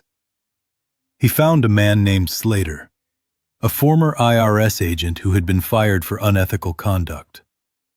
A man who charged $500 an hour and didn't ask questions. They called him on speakerphone. Mr. Slater, Preston said, his voice trembling with a mix of desperation and avarice. My father died last week. We believe he was mentally unstable. We believe he hid $18 million of family assets before he passed. We need you to find the money. Mallory added, leaning into the phone. We don't care about the personal effects. We don't care about his history. Just find the accounts. I can do that, Slater's voice rasped over the line. But it will cost you. 10,000 retainer, up front. Preston looked at Vanessa. Vanessa nodded slowly. She went to her purse and pulled out her grandmother's diamond ring. Sell it, Preston said. They were selling their past to hunt for a future they hadn't earned. They weren't looking for closure. They were looking for a routing number. I put down the report Hartman had sent me. I took a sip of my coffee. They had taken the bait. They were chasing the ghost of Garrison Ford's wallet. But they didn't know that Alexander Thorne was waiting for them. And Alexander Thorne didn't have a wallet. He had a trap. I knew they were coming. A man does not hire a forensic accountant and a private investigator without expecting a confrontation. I had been waiting for this moment for 3 months. I was not hiding. I was not cowering in the dark. I was standing on the front porch of my carriage house, pruning the Confederate jasmine that climbed the trellis. The morning air was thick with the scent of salt and blooming flowers. I was wearing a linen suit and holding a pair of shears. I looked like a man at peace. Then the peace was shattered. 3 cars screeched into the gravel driveway. The first was a police cruiser, its lights flashing silently in the morning sun. The second was a rental car. The doors flew open before the vehicles had even come to a complete stop. Preston jumped out. He looked terrible. His face was unshaven, his eyes were wild and bloodshot, and his clothes looked like he had slept in them for days.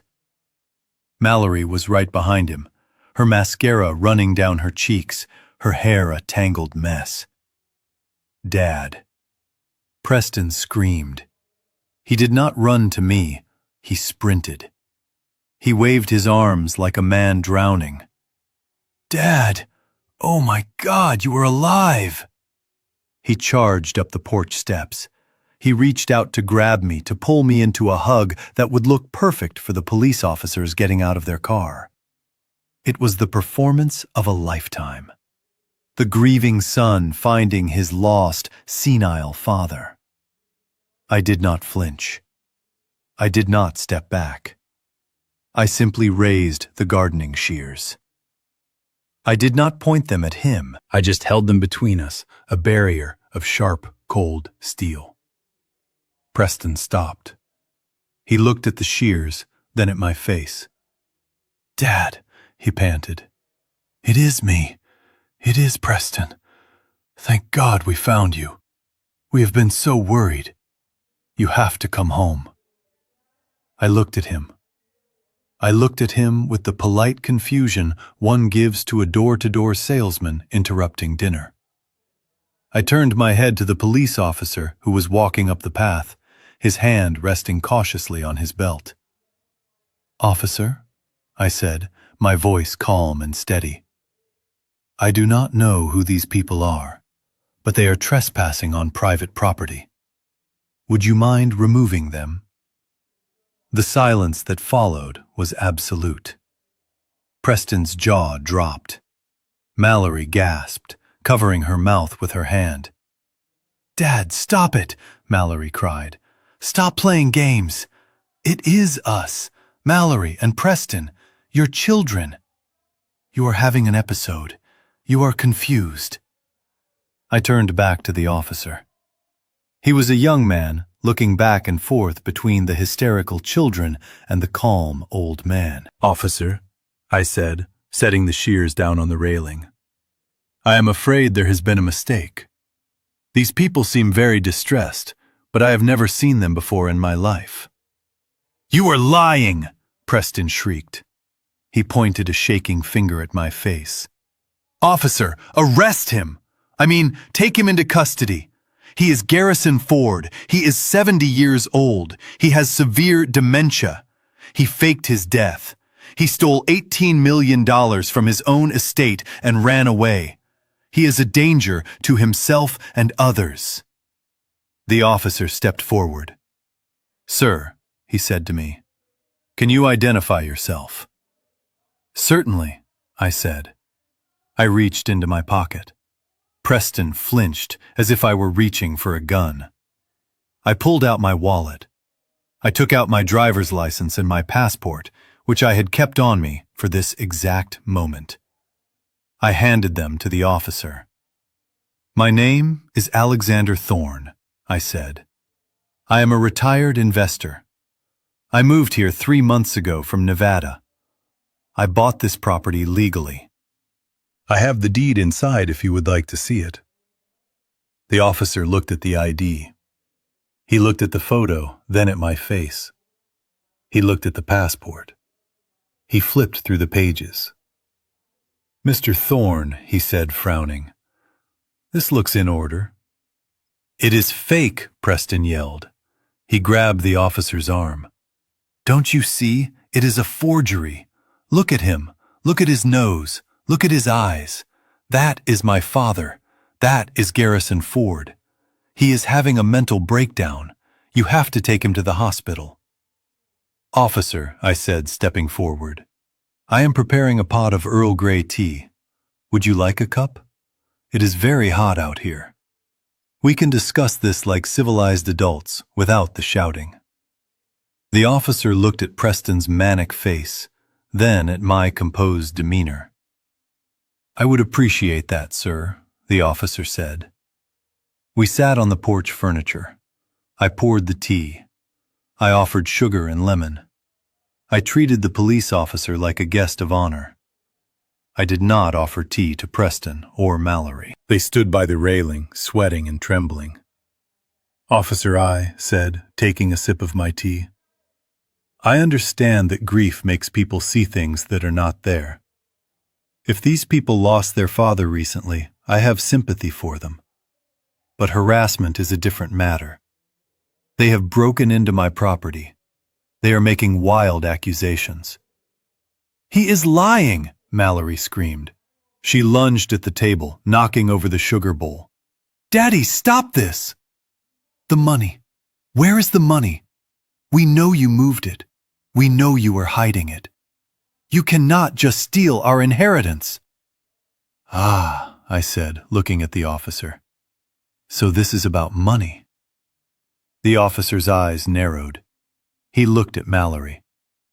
"Ma'am, step back." "He is not Alexander Thorne," Preston hissed. "He is a fraud. Check his fingerprints. Run a DNA test. I demand you take him in." The officer stood up. He handed me back my passport. "Sir," he said to Preston, "the identification is valid. This man is in his own home. He appears to be lucid and calm. You, on the other hand, are trespassing and creating a public disturbance." "But he is my father!" Preston wailed. The desperation in his voice was real now. It wasn't love. It was the terrifying realization that he was losing. I stood up. I walked over to the railing where Preston was standing. I looked him dead in the eye. I leaned in close so only he could hear me. "I am sorry about your father," I said softly. "He must have been a very disappointed man to have a son like you." Preston's face went white. He knew. In that moment, he knew that I wasn't senile. He knew I wasn't confused. He knew exactly what I was doing. "You old bastard," he whispered. "You are going to pay for this." I smiled. A cold, thin smile. "I think the bill has already come due, Preston." Preston turned to the officer. "Fine. If you won't arrest him, I will sue him." He pulled out his phone. "I am calling my lawyer. We are filing an emergency petition for guardianship. We are going to prove he is incompetent. We are going to freeze his assets. We are going to lock him up in a facility until he remembers who he belongs to." He looked at me with pure hatred. "You think you are clever, Dad, but you are just old, and the law protects families, even from themselves." The officer sighed. "Sir, you need to leave now, or I will have to arrest you for trespassing." "We are going," Preston spat, "but we will be back. And next time, we are bringing a court order." They walked back to their car. Mallory was sobbing loudly, lamenting her lost sports car and her ruined life. Preston was already shouting into his phone, instructing some poor lawyer to file the papers. I watched them go. The officer turned to me. "I am sorry about the disturbance, Mr. Thorne. If they come back, call us immediately." "Thank you, officer," I said, shaking his hand. "I appreciate your professionalism. It is a shame, really. Grief does terrible things to the mind." The officer got in his car and drove away. I stood on the porch alone again. The jasmine still smelled sweet. The tea was still warm. But the war had changed. It was no longer a shadow war. It was legal combat. Preston was going to try to declare me insane. He was going to try to strip me of my rights, my name, and my freedom. He wanted to turn me back into Garrison Ford so he could pick my pockets. I picked up the gardening shears again. I snipped a dead bloom off the vine.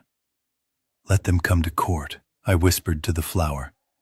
"I have one more lesson to teach them, and this one will be taught under oath."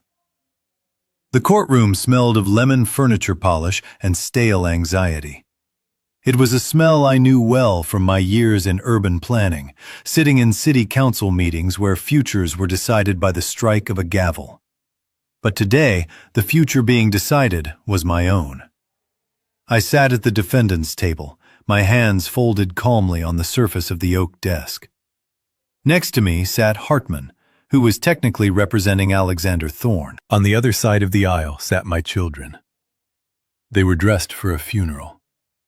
Preston wore a somber black suit, his head bowed as if the weight of his grief was too heavy to bear.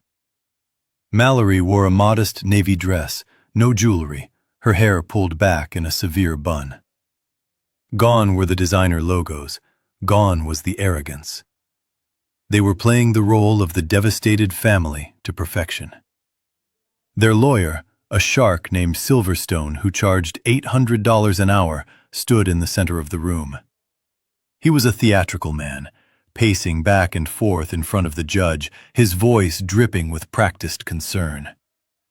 "Your Honor," Silverstone began, gesturing toward me with an open palm. "We are not here to punish this man. We are here to save him. The individual sitting before you claims to be Alexander Thorne. He claims to be a retired investor from Nevada. But the evidence and the heartbreaking testimony of his family suggests a much more tragic reality." He stopped pacing and leaned on the jury box railing, lowering his voice to a conspiratorial whisper. We believe that Garrison Ford suffered a catastrophic mental break on the night of December 24th. We believe he wandered away from his home, confused and disoriented.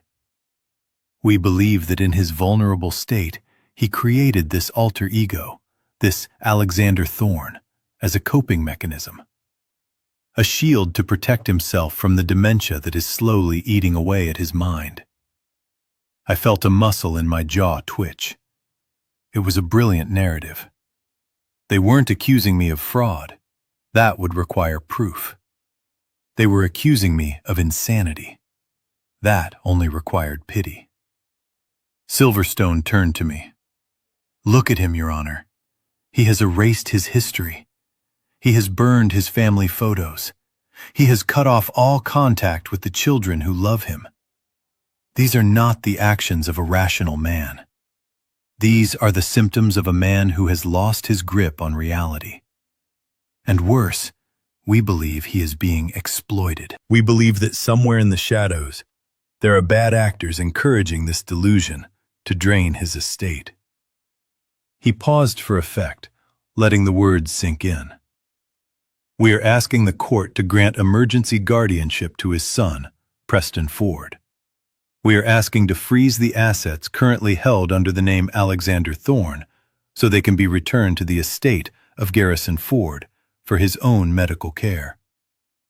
The judge, a stern woman with gray hair and glasses, looked at me. I could see the softness in her eyes. She saw an old man. She saw a tragedy. She didn't see the shark in the linen suit. "Call your first witness," the judge said. "I call Vanessa Ford to the stand," Silverstone announced. Vanessa walked to the witness stand. She looked small. She looked fragile. She sat down and wiped a non-existent tear from her eye. "Mrs. Ford," Silverstone asked gently, "can you tell the court about your relationship with your father-in-law?" Vanessa took a shaky breath. She looked at me, and for a split second, I saw the flash of malice in her eyes before the mask of sorrow slipped back into place. "He was like a father to me," she whispered, her voice trembling. "After my own father passed, Garrison took me in. I loved him so much. We all did." I watched her hands gripping the railing. These were the same hands that had closed the curtains on me Christmas Eve. These were the same hands that had signed the do not resuscitate order without hesitating. "Did you care for him?" Silverstone asked. "Oh, yes," Vanessa sobbed. "For the last 5 years, as his health declined, I was his primary caregiver. I cooked his meals. I drove him to his appointments. I sat by his bedside when he had his episodes of confusion. It was hard, Your Honor. It was so hard. He would forget who we were. He would get angry. But we never gave up on him. We bore the burden because we loved him." A murmur went through the courtroom. I could feel the eyes of the spectators boring into the back of my neck. I could hear the whispers. "Ungrateful old man. Look at how much she sacrificed. How could he forget them?" She is lying, I thought. I cooked my own meals in that freezing apartment. I took the bus to my appointments. The only time she sat by my bedside was to ask if I had life insurance. But the lie was beautiful. It was detailed. She talked about Sunday dinners that never happened. She talked about buying me warm sweaters that I never received. She painted a portrait of a loving, chaotic, warm home that I had supposedly abandoned. And then the coup de grace. On Christmas Eve, Vanessa continued, choking back tears, he came to our gate. He was confused. He was shouting that we didn't love him. We tried to bring him inside. We tried to calm him down. But he drove away into the storm. We were terrified. We called the police. We searched all night. And when we couldn't find him, we thought he was dead. She buried her face in her hands. Preston put his arm around Mallory, who was also crying into a handkerchief. It was a masterclass in manipulation. They had turned their cruelty into my confusion. They had turned their rejection into their rescue attempt. Hartman leaned over to me. "We need to object," he whispered. "This is perjury." "Not yet," I murmured, keeping my face impassive. "Let them build the tower. The higher they build it, the harder it falls." Silverstone stood up. "Thank you, Mrs. Ford. No further questions." He turned to the judge. "Your Honor, you have heard the testimony. This is a loving family that is desperate to bring their father home. Every day he remains loose under this false identity is a day he is in danger. We plead with the court. Grant the guardianship. Let us take him home and get him the help he needs." The courtroom was silent. The emotional weight of Vanessa's performance hung heavy in the air. The judge took off her glasses and rubbed the bridge of her nose. She looked at the file in front of her. She looked at Preston and Mallory, huddled together in their grief. Then she looked at me. "Mr. Thorne," the judge said, her voice gentle but firm. "I have to admit, the evidence is compelling. The resemblance is undeniable. And the sudden nature of this identity change, coupled with the liquidation of assets, is highly concerning." She picked up her pen. "I am inclined to agree with the petitioner," she said. "In cases of potential mental incapacity, the court must err on the side of caution. The safety of the individual is paramount." My heart hammered against my ribs. She was buying it. She was going to sign me over to them.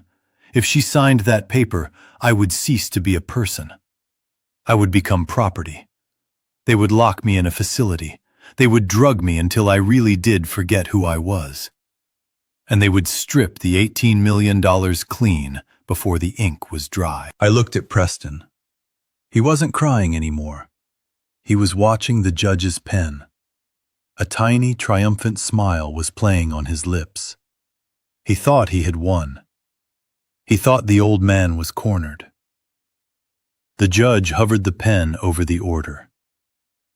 "I am prepared to grant temporary emergency guardianship to Preston Ford, pending a full psychiatric evaluation of the defendant." "Wait," I said. I did not shout. I did not stand up. I simply spoke the word with the authority of a man who had commanded construction sites for 40 years.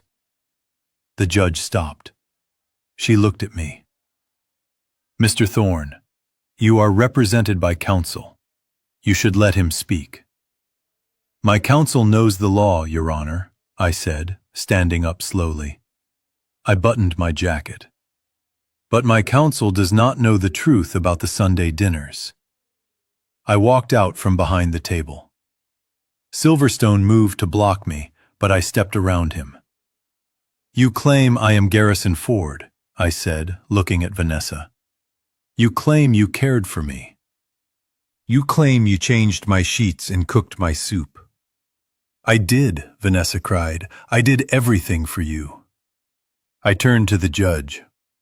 "Your Honor, if I am indeed Garrison Ford, and if this woman indeed cared for me as intimately as she claims, then surely she would know about the physical scars on my body." Vanessa blinked. She looked confused. "Scars?" she stammered. "Of course. You have a scar on your knee from surgery." "That is public record," I said. "Everyone knows I had a knee replacement. I am talking about the birthmark." I took a step closer to the witness stand. "If you bathed me, if you dressed me, tell the court, where is the birthmark shaped like a sprawling oak leaf? Is it on my left shoulder or my right hip?" Vanessa froze. Her eyes darted to Preston. Preston looked panicked. He didn't know. He had never seen me naked. He had never cared enough to look. I don't remember," Vanessa stammered. It's been a while. You don't remember, I repeated. You changed my clothes every day, but you don't remember a 3-inch birthmark? I turned to the judge. There is no birthmark, Your Honor. I made it up. A gasp went through the room. But, I continued, my voice rising, there is something else. Something she would know if she had ever stepped foot in my apartment. I reached into my pocket and pulled out a small, folded piece of paper.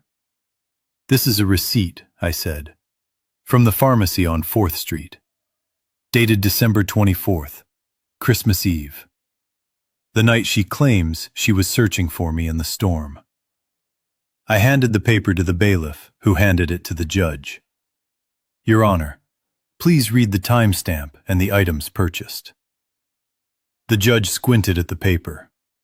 It says, 8:15 p.m., items purchased, 1 bottle of sleeping pills, and a box of condoms. I turned back to Vanessa. Her face had gone the color of ash. You weren't searching for me, Vanessa, I said, cold as ice. You were celebrating. You thought I was gone. You thought the old man was finally out of the way. And you and my son were celebrating my disappearance before you even called the police. I looked at the judge. They don't want to save me, Your Honor. They want to bury me. And I have the video evidence to prove it. I pointed to Hartman. Play the tape, Hartman. The courtroom erupted. Preston jumped to his feet. Objection! He screamed. But it was too late. The trap had been sprung, and the jaws were about to snap shut. The courtroom lights dimmed as the large monitor on the wall flickered to life. The silence was absolute. Everyone from the judge to the bailiff was holding their breath, waiting to see what the man they thought was crazy had brought to the fight. Preston and Mallory looked at the screen with a mixture of confusion and dread. They did not know I had cameras on my truck. They did not know I recorded everything. The video began. It was grainy black and white footage taken from the dashboard camera of my old pickup truck. The timestamp in the corner read December 24th, 8 p.m. The snow was swirling violently in the headlights. The massive iron gates of Preston's estate loomed like the entrance to a fortress. The audio crackled. Then the voice of the security guard filled the courtroom loud and clear. Mr. Preston says you need to leave. He says if you do not clear the driveway in 5 minutes, he will call the police. He says you smell like old people and failure. A collective gasp swept through the gallery. I watched the judge's face. Her expression tightened. She looked from the screen to Preston. Preston was gripping the table so hard his knuckles were white. He opened his mouth to object, but no sound came out. The video continued. It showed the curtains of the mansion parting. It showed the warm golden light spilling out. It showed Vanessa pulling the curtains shut, condemning me to the cold. It showed me sitting there for a long moment before reversing the truck and driving away into the darkness. The screen went black. That was the night I supposedly wandered off in a dementia-induced haze, Hartman said, his voice cutting through the tension. As you can see, Your Honor, he was not lost. He was evicted by his own son. Silverstone, the opposing lawyer, stood up, his confidence shaken. Your Honor, this proves nothing. It only proves a family dispute. It does not prove sanity. We are not done, Hartman said. He pressed a button on his laptop. Now we move to the hospital room. December 25th, the morning after the alleged disappearance. The audio recording began. There were no visuals this time, just the rhythmic beeping of a heart monitor and the voices that echoed off the sterile walls. The voice of the doctor rang out. Do we intervene with chest compressions and intubation, Or do we let nature take its course? Then, Mallory's voice, sharp and impatient. He is 70 years old. If his heart stops, it means his body is done. Why should we force him back just to live as a vegetable? It seems cruel, doesn't it, Preston? I looked at Mallory. She was shaking her head, tears streaming down her face. But these were not tears of performance. These were tears of terror. She was looking at the jury box, seeing the disgust on every face. The recording continued. It played the sound of the pen scratching on paper, the sound of my death warrant being signed. Then Vanessa's voice, the voice of the loving daughter-in-law. Honestly, it would be a mercy if he just let go. I hope he goes fast. It saves on diapers. The recording ended. The silence in the courtroom was different now. It was not suspenseful. It was hostile. The judge looked at Vanessa. The look she gave her could have peeled paint off the walls. Vanessa shrank down in her seat, trying to make herself invisible. "Your Honor," I said, standing up. My voice was calm, steady, and filled with the authority of a man who has nothing left to hide. "You heard them. They did not want a father. They wanted a funeral. And when they didn't get one, they tried to manufacture a mental illness to bury me while I was still breathing." Preston jumped up. "He is manipulating the context," he shouted, his voice cracking. "We were under stress. We were grieving." "Sit down, Mr. Ford," the judge snapped. She slammed her gavel down with a force that made everyone jump. But I was not finished. I had one more card to play, the ace in the hole. The weapon I had forged 15 years ago when I first started to suspect that my children were growing into strangers. Hartman walked to the bench. He was carrying a document that looked old. The paper was slightly yellowed. "Your Honor," Hartman said, "we would like to enter one final piece of evidence. This is a conditional gift deed signed by Garrison Ford in 2005. He handed a copy to Silverstone. Silverstone read it, and his face went pale. He looked at Preston and whispered something urgent. Preston's eyes widened in horror. I walked to the center of the room. I looked at the judge. 15 years ago, Your Honor, I transferred the bulk of my assets into trust funds for my children. I gave them access to millions. I gave them houses. I gave them cars. But being an architect, I never build anything without a safety inspection. I pointed to the document. Clause 4B, the Maintenance of Affection Clause. The judge adjusted her glasses and read aloud. In the event that the beneficiaries fail to maintain a reasonable standard of familial relationship, defined herein as a minimum of 4 personal visits per calendar year, the grantor reserves the right to revoke all gifts, transfers, and assets retroactively. Retroactively, Preston whispered. The word hung in the air like a guillotine blade. That means, Your Honor, I continued, that every penny I gave them, every house I bought, every car I leased, every tuition payment I made, it was not a gift. It was a contract they broke. I turned to my children. You didn't visit me 4 times a year. You didn't visit me 4 times in a decade. You left me to rot. And according to the document you signed when you were 25, you didn't just lose your inheritance. You owe me everything back. Preston stood up, knocking his chair over. That is insane. You cannot enforce that. That is $18 million. We spent it. It is gone. Then you are in debt, I said coldly. I looked at the judge.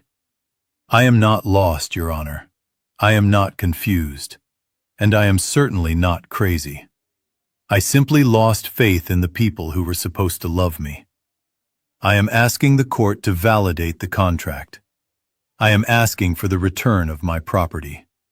and I am asking for Garrison Ford to be legally recognized as Alexander Thorne, so I can go back to my life and leave these strangers to theirs." The judge closed the file. She took a deep breath. She looked at Preston, Mallory, and Vanessa. She looked at them with a mixture of pity and contempt. She did not need to deliberate.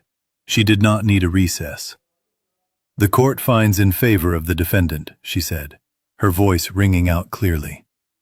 "The evidence presented is overwhelming.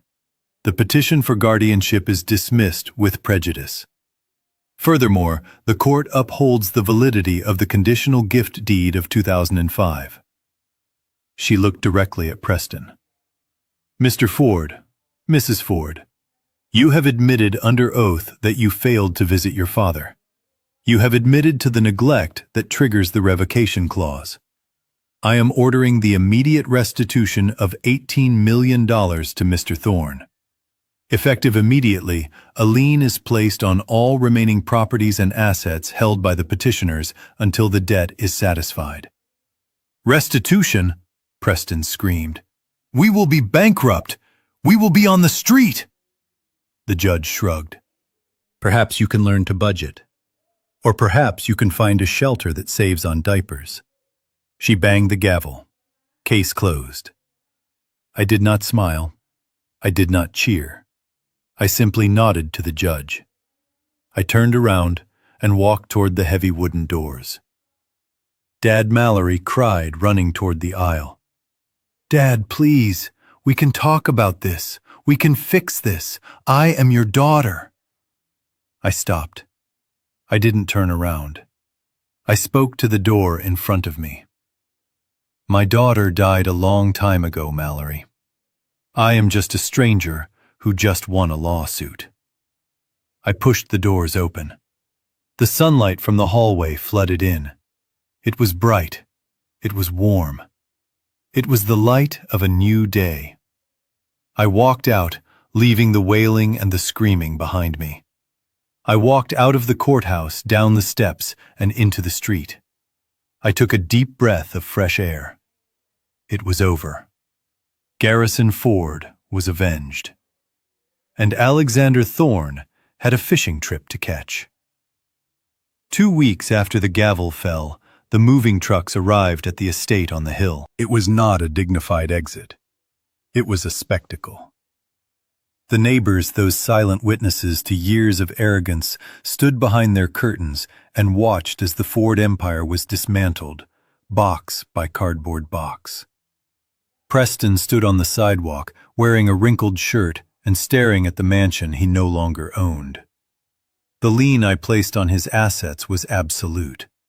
The bank had moved with predatory speed to foreclose on the property to satisfy the judgment.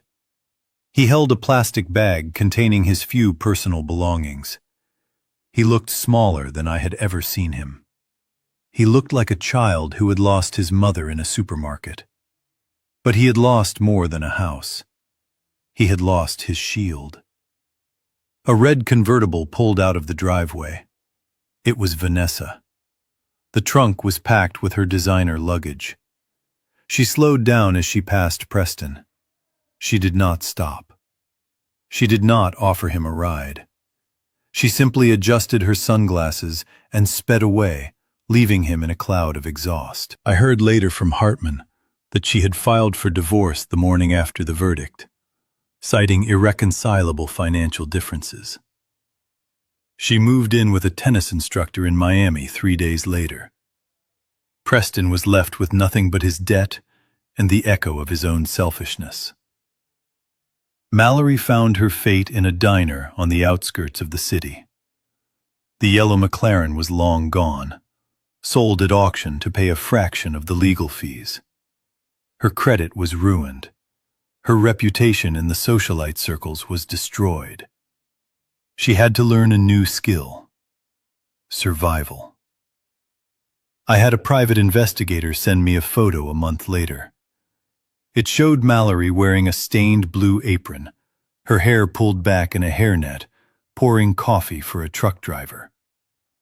She looked tired. She looked aged. but for the first time in her life, she looked real. She was working for minimum wage plus tips. Every dollar she earned was a dollar she actually deserved. It was the hardest education she had ever received, and the only one that might actually save her soul. As for me, I did not stay to watch them suffer. I had no interest in their misery, only in my own peace. I returned to Charleston. The air was still sweet, the jasmine was still blooming, but my life had expanded. I used a portion of the recovered funds, the money that my children had tried to steal, to establish the Eleanor Ford Scholarship Fund. It was a program designed for young students who had the grades but not the means to attend architecture school. I wanted to build a legacy that was made of stone and spirit, not just blood and biology. Every Tuesday, I went to the local community center where I volunteered as a mentor. I taught a group of 10-year-olds how to draw perspective. I taught them how to look at a chaotic world and see the structure underneath. There was one boy, a quiet kid named Marcus, who reminded me of myself at that age. He had no father. He lived with his grandmother in a small apartment. He had a talent for sketching that took my breath away. One afternoon, as we were packing up our pencils, Marcus looked up at me. "Mr. Alex," he said, "thank you for buying me these supplies. I made you something." He handed me a drawing. It was a sketch of me sitting on the pier fishing. It was rough, but it captured the peace on my face perfectly. At the bottom, in crooked letters, he had written, "To Grandpa Alex." I looked at the drawing. I felt a lump in my throat that was harder to swallow than any grief I had felt in the past decade. Preston and Mallory had my DNA, but they never saw me. This boy shared no blood with me, but he saw my soul. I framed that drawing. It hangs in my hallway now, right next to the restored portrait of Eleanor. I sit on my porch in the evenings now, and I listen to the crickets. I am 71 years old. I have a new name. I have a new life. And for the first time, I have a family. It is a family of friends, of neighbors, of students, of people who chose me not because they had to, but because they wanted to. I took a sip of my wine and looked up at the stars. Garrison Ford is dead. He rests in peace knowing that justice was served. Alexander Thorne is alive, and he has never been happier. Family is not about whose blood runs in your veins. It is about whose hand holds yours when the storm comes. It is about who respects you when you have nothing to give. It is about love that is a verb, not a transaction. I found my freedom the day I stopped trying to buy their love and started investing in my own dignity. It was a high price to pay. $18 million and a lifetime of memories. But looking at the peace that surrounds me now, I know the truth. It was a bargain. It has been exactly 1 year since that night. 1 year since Garrison Ford died in the snow outside a locked gate. Tonight, the air in Charleston is not biting cold. It is mild and smells of roasting turkey and pine needles. I am not eating instant noodles in a freezing apartment. I am sitting at a long wooden table in my garden, surrounded by 12 people. Elias is there, telling a joke that makes everyone laugh. Marcus is there, showing me his new sketchbook. Hartman flew down from Boston just for the evening. We are toasting to life. Earlier this afternoon, Hartman handed me a thin manila envelope. It was the final report on the estate of Garrison Ford. I did not want to open it, but Hartman insisted. He said I needed to see the end of the story to fully begin the new one. I opened it in the privacy of my study. There was a photograph of Preston. He was leaving a courthouse, not in a luxury SUV, but on a public bus. He looked older. His hair was thinning. He was wearing a cheap suit that did not fit him. The report said he is working as an assistant manager at a hardware store. He lives in a small rental unit 3 towns over. He has filed for bankruptcy twice. There was a photo of Mallory. She was standing outside a pawn shop. She was selling the last of her designer handbags. She looked tired. The arrogance was gone from her eyes, replaced by a hard wariness. She is working double shifts as a waitress. She has no followers. She has no influence. She only has bills. They are learning. Finally, they are learning the lesson I should have taught them 20 years ago. The world does not owe you a living. You have to earn it. I looked at those photos, and I waited for the anger to return. I waited for the satisfaction or the vindictiveness. But nothing came. I felt nothing. No hate, no pity, no love. Just a quiet indifference. They were just strangers who once knew a man named Garrison. I threw the photos into the fireplace. I watched them curl and turn to ash, just like the memories I burned in the trash can. I walked back out to the garden. Marcus looked up at me. "Grandpa Alex," he called out. "Come look at this drawing. It is a picture of us." I walked over and sat beside him. The drawing showed a tall man and a small boy fishing off a pier. The sun was shining in the picture. "It is perfect, Marcus," I said. I looked around the table at the faces of my new family. This is my legacy. Not the buildings I designed in Boston.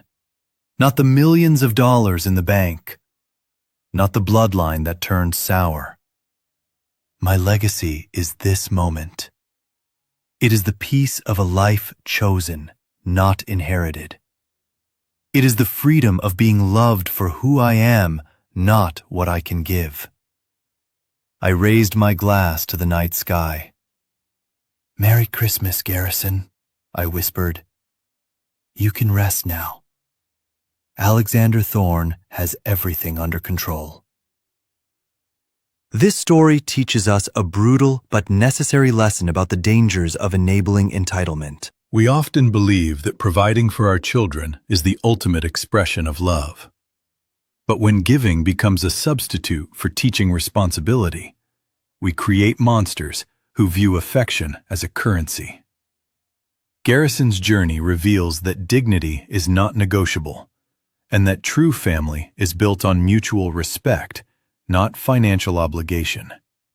It reminds us that it is never too late to reinvent yourself, to cut toxic ties, and to find a tribe that values your presence rather than your presence. Sometimes you have to lose the life you built to find the life you deserve. If this story resonated with you, please hit the like button and subscribe to the channel. Have you ever felt used by the people closest to you? Have you ever had to make a hard choice to protect your own peace? Tell me your story in the comments below. I read every single one. Remember, you are not alone and you are worthy of respect. See you in the next video.